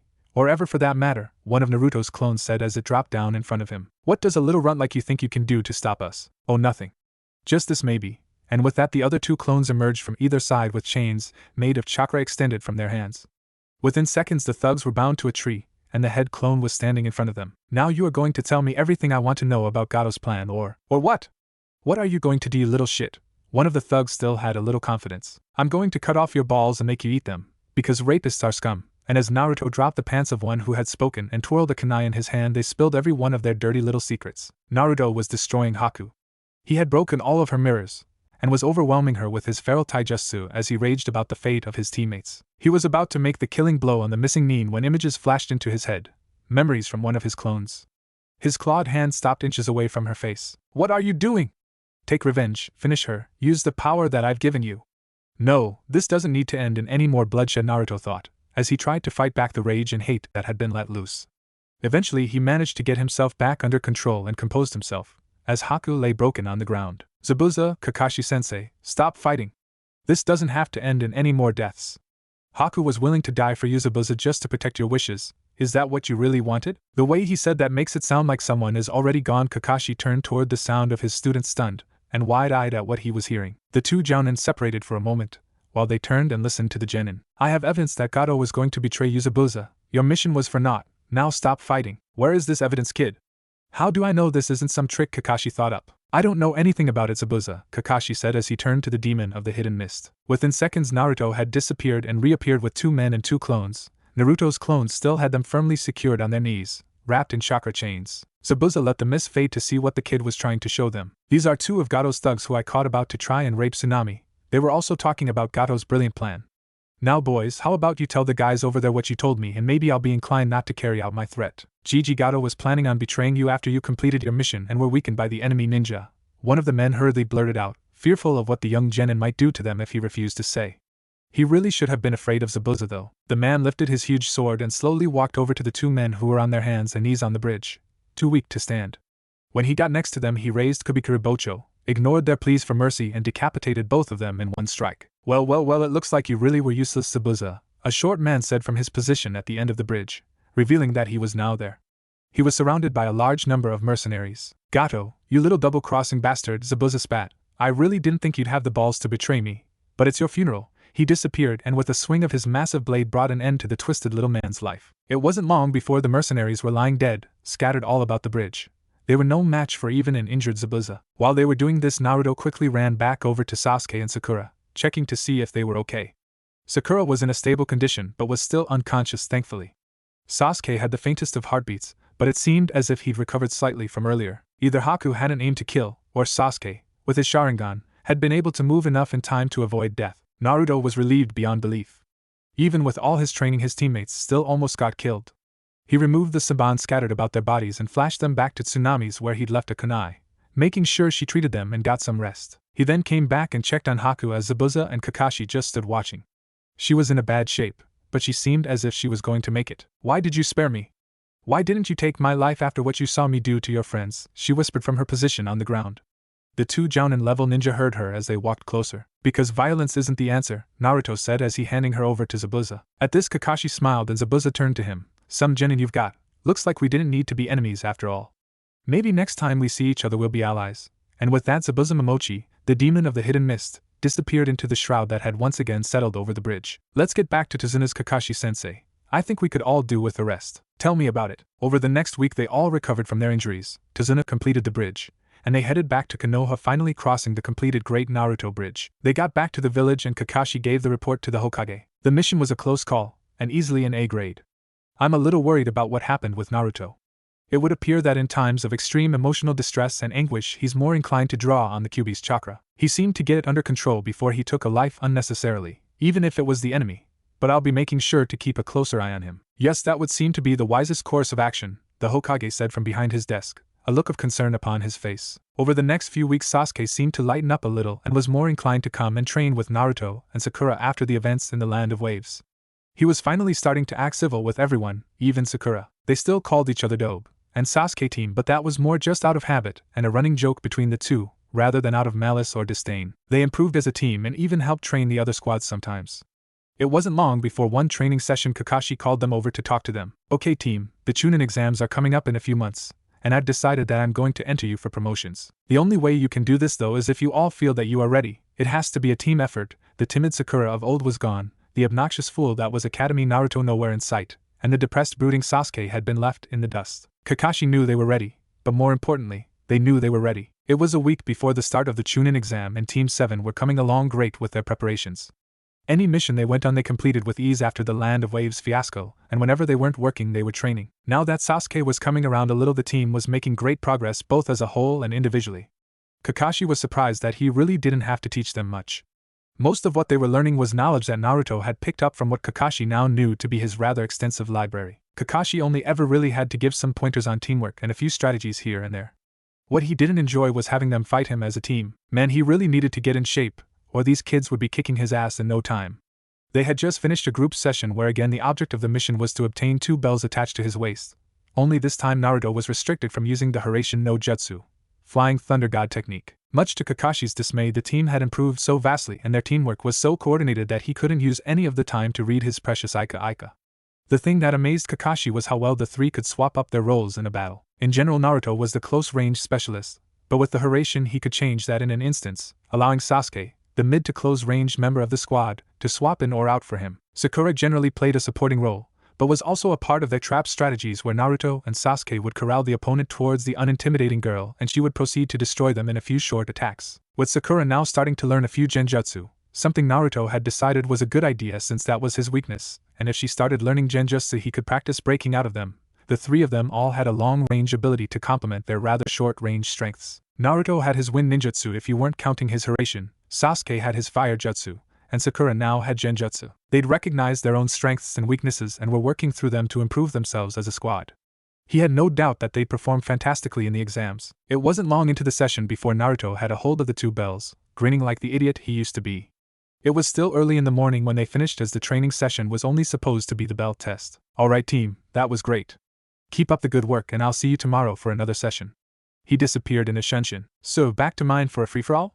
Naruto was excited. He wanted to test his strength against his teammates again. Hell, I guess though, not much else we have to do now that the exams are nearly here. I won't be going easy on you though. Yeah, okay Naruto-kun, you're on, but no using Hiraishin. We're good, but we can't keep up when you're moving that fast. Well, maybe Sasuke-kun can, but I can't. Sakura and Sasuke both walked over to Naruto, and with a flash they were gone. Okay, well, call out mercy if you are in a bind and can't get away. I don't want either of you getting in trouble if this gets out of hand, alright? Now that Sasuke had a Hiraishin seal, they could go a little more all out during trainings. If someone was in trouble, Naruto would simply flash to them and away in an instant, protecting them from whatever nasty move they had coming their way. Got it, Sakura said while Sasuke just nodded. Well, let's go. And with that Naruto disappeared. Sasuke had his Kekai Genkai active and so could see all of Naruto's movements as he blurred towards the black-haired genin. They engaged in a quick spar before being broken apart by Sakura, who rushed in to focus Naruto. Looks like it's 2 against 1. Either it was Sakura's favoritism for Sasuke or she recognized that Naruto was most likely still the bigger threat. Probably a bit of both. Naruto blocked a bone-rattling punch to the side with his left arm while blocking a kunai from Sasuke with the tanto in his right before swinging backwards to get some distance. Just as Sakura took a step to chase him, Sasuke made to attack her. Hey, in his defense, this was a free-for-all, and eliminating any threat when he had the chance would serve him well. Besides, he thought he could take the dobe in a one-on-one fight, especially if he wasn't using the Hiraishin. She saw it at the last second, and though she was annoyed, they'd sparred enough for her to not be surprised. Turning, she blocked the few taijutsu strikes he threw at her before she created space. This worked out for the both of them, for where they'd just been standing together had been assaulted by a massive torrent of wind that would have easily knocked both of them off their feet. In the confusion, Naruto had managed a few hand seals and performed the futon, de tapa, wind release, great breakthrough. Due to having broken apart at the last second, the 2 genin hadn't been blown away, but it had given them a sore reminder that they weren't alone in their fight. Sasuke quickly turned to the retreating Naruto, going through a series of hand seals before holding out his left hand and bracing it with the right on, Raikyu, lightning ball. In the center of his palm he condensed lightning-based chakra into an orb. This occurred in the span of a second, and he launched a number of the spheres at Naruto in succession. Naruto knew that he had the advantage, quickly preparing his own attack.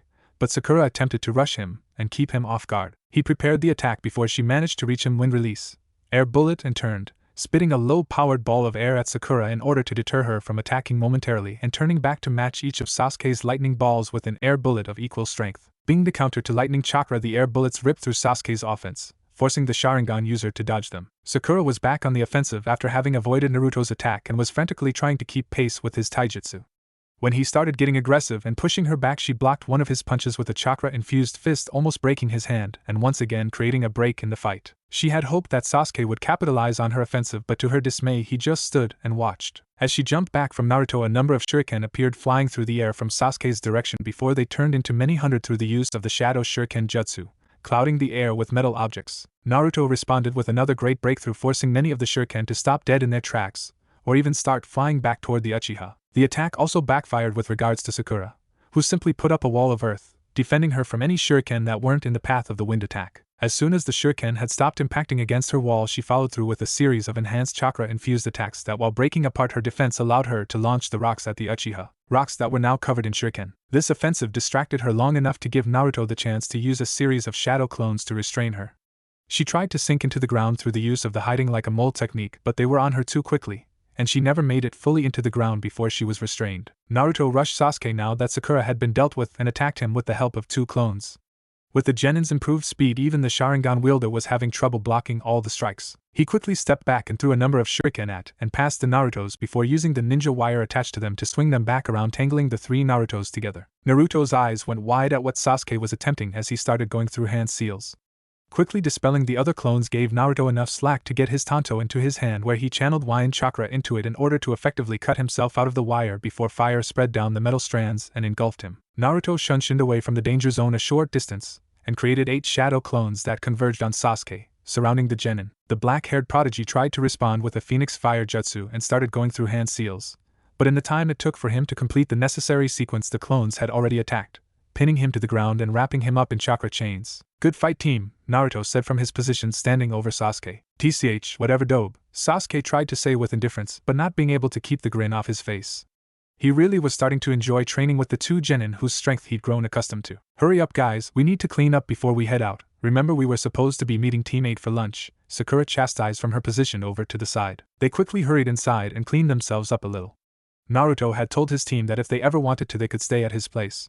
They had taken up the offer a few times, Sasuke hanging around more often than Sakura because he didn't really have anywhere else to be. Because of that, they all had fresh clothes to change into as they headed out to have lunch with their friends. They were sitting down inside at a barbecue place with Hinata, Kiba, and Shino, chatting about recent missions they'd been on and discussing what they thought the chunin exam might entail. Most of teammates' talking was done by Kiba. Shino mostly sat in silence, eating or nodding in agreement with his 2 teammates. Hinata spoke often enough but was still nervous around Naruto, even after the months of on-off training with him. She wasn't nearly as bad as she used to be, but she was still constantly casting glances at him and blushing whenever he looked at her. Naruto, for the life of him, couldn't work out why she acted the way she did around him, being completely oblivious to her affection. He was looking out the door when he noticed a square rock with 2 small eye holes sitting in the middle of the street pointed directly at him. He elbowed Sakura to get her attention and she giggled, having had much experience with the miniature trio that was always trying to tag along with Naruto. "Okay guys, it was great catching up. If I don't see you before the exams start, good luck. I'd love to stay a little longer, but I had made plans to play ninja with some of Konoha's academy students. So unless any of you want to get chased around by 3 midgets, then I'll see you later." Naruto turned toward the exit with a smile on his face. Actually, Naruto-kun, I don't have anywhere I need to be, if you wouldn't mind me tagging along?" Naruto was actually surprised by this, turning around to find Hinata standing.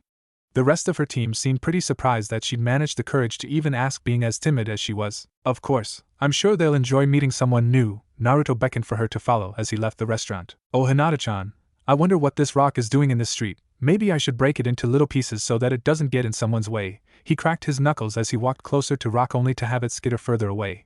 Hinata just giggled at the scene. The fake rock facade was quickly thrown away as Naruto approached. Okay boss, it's us. How did you know we were here?" Naruto's sweat dropped. "You don't think it was a little obvious? Man, I've got a lot to teach you 3. Anyway, Konohamaru, Udan, Moegi, this is Hinata. She's going to be playing ninja with us today after I teach you a thing or 2. "Oh, is this your girlfriend, Naruto?" Konohamaru blurted, thinking that as awesome as his boss was, he'd have to have a lady friend. Hinata almost fainted at the prospect. Ha, no, I've already told you guys I don't have a girlfriend. Hinata is just my friend. The last statement took some of the blood away from her face, and she didn't end up passing out. With the introductions done, they walked down the street and back to Naruto's, with Naruto explaining to Hinata how he'd meet Konohamaru, and his resolve to train the boy after he realized that Ebisu, Konohamaru's sensei, was such a failure at educating the boy. After Naruto had gone through a few training exercises with the academy students, teaching them some basics to practice that he wished he'd been taught, he began the game of ninja. It basically involved them chasing Naruto through the village in an attempt to catch him. He of course wasn't going too hard on them, but he was never going easy. They weren't going to improve if he was letting them win. They never won, but occasionally he made it seem close so as to not crush their spirit. They were rushing over buildings and dashing through streets, the three students trying to coordinate themselves to catch the two genin as they led them across the village, when Konohamaru cried out. Naruto quickly turned around with Hinata to find out what the disturbance was. Konohamaru was being held off the ground by a ninja that looked to be slightly older than Naruto by a couple of years. Strangely enough, he was wearing face paint or makeup. If there was a difference, Naruto couldn't tell. Naruto noticed the village symbol sitting on the cloth cowl on the boy's head. Sand ninja, you little rat, I'll teach you for running into me. The ninja had his fist cocked back, ready to inflict some pain on the small academy student. So do you like beating on little kids to make yourself feel more manly?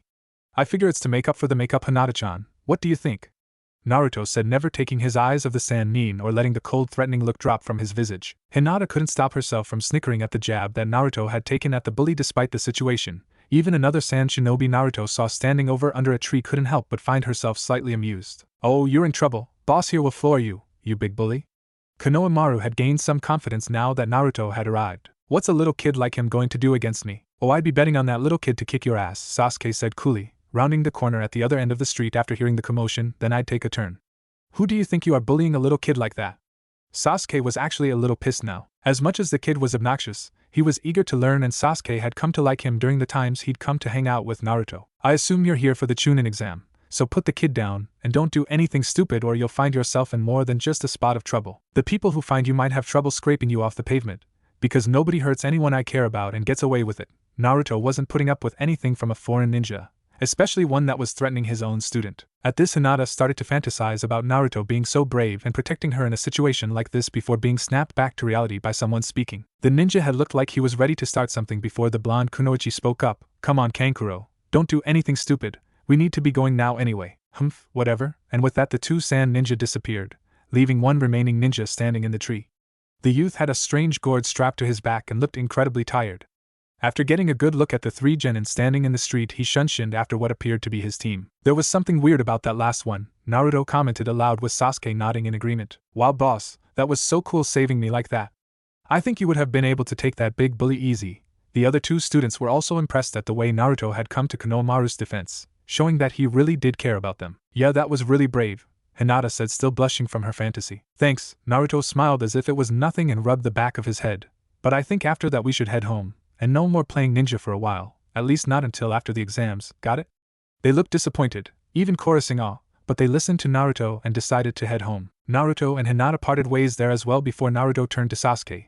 Well, let's get out of here, team, and thanks for having our backs. Anytime, Dobe, anytime. Later that night, Naruto and Sasuke had done a little one-on-one training and were relaxing in his living room eating some dinner that a Naruto clone had cooked up for them. Hey Dobe, I noticed something today during our bell test. Kakashi hadn't even bothered trying to read one of those books we always see him with. Guess he thought we were going to give him trouble.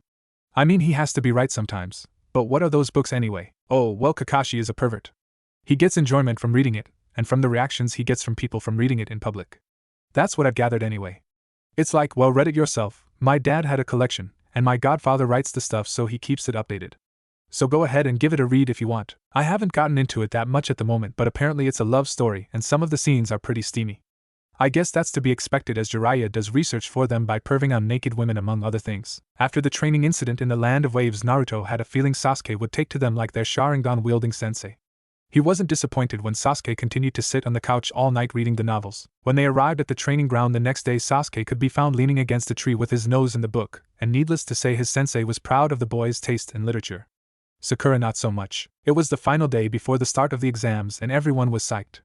Considering how hard they'd been working themselves, most of the teams had decided to take this final day as a rest day before the unknown rigors of the test took place. Naruto was strolling through town with Team 7, casually looking at some shops because naturally Sakura had wanted to go shopping on her day off. Sasuke wanted to look into getting a weapon somewhat similar to Naruto's, and Naruto had just decided to tag along. When they got to Mikoto's supplies, however, they were greeted with a rather strange sight.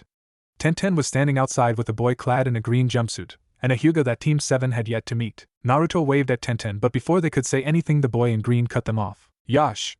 You must be Naruto-san and Team 7. Tenten has told us much about you and how you have trained with her on occasion. My name is Rock Lee and it is nice to meet you. Rock Lee looked thoroughly excited to finally meet them, bursting with energy. Naruto noticed Neji roll his eyes at the enthusiasm shown by the green-clad ninja. Ha ha ha, yes, my name is Naruto, and this is Sasuke Uchiha, and Sakura Harino, my teammates. It's nice to meet you too, Lee. Yes, so what I was about to say was that this is Rock Lee and Neji Hyuga. Before I was cut off and the introduction was handled without me, Tenten said rather exasperatedly. Sasuke-san, I would like to challenge you to a friendly test of strength to see if I can really compare to the genius of Uchiha. Lee looked expectantly at Sasuke, hoping for the answer he did not receive. Before Sasuke could reply, Neji piped up, how does a failure like you expect to win a fight against an Uchiha, Lee? Everyone was rather off-put by the harsh comment that was made by Neji, everyone except Lee. Oh, only my eternal rival would say something like that to inspire me to push my limits and improve. I shall defeat you one day, Neji. Lee shouted with a smile on his face and fire in his eyes. Literally fire in his eyes. Naruto quickly saved Sasuke, who he saw really wasn't up to the challenge now that he was thoroughly enjoying reading the Ika Ika series on his day off, from the ordeal by turning to the other team. Hey, sorry Lee, but we are kind of busy for our last day off, and we don't really have the time right now. Maybe you'll be able to test your strength against us during the exam? I would be honored to test my strength against your team, Naruto-san, Rock Lee said as they turned and the teams parted ways. Geez, that Neji guy was a bit of a buzzkill, don't you think? Had the same attitude you did a while back, Sasuke, until we kicked your ass. Sakura was amused at the slight reddening she'd been able to cause creep up Sasuke's neck. He was reading Ika Ika though, so it could have been that too. Not wrong about that, Sakura. Maybe we'll have to teach him a lesson. Even Sasuke couldn't help but nod slightly in agreement at Naruto's declaration. They spent the rest of the day shopping before the big day. Sasuke even picked up a weapon almost identical to Naruto's, but decided not to use it in the exams because he didn't yet feel comfortable with it. Kakashi met his team at the entrance to the first stage. Guys, good luck. I'm proud of how much you've improved since you all became a team. I'm even more proud of how fast Sasuke is getting through Ika Ika. Sakura glared at their sensei for the comment. Ahem. Well, I mean, go in there and do your best. I'm sure there isn't anyone who can stand up to you now. Thanks, Kakashi-sensei, Naruto said while the others nodded in assent. We'll be okay. What can they throw at us that was worse than the land of waves? Flashback. But Kakashi, they are rookies. They have only just come out of the academy. Surely Naruto isn't ready even if he is in the same team as Sasuke. He only just graduated from the academy.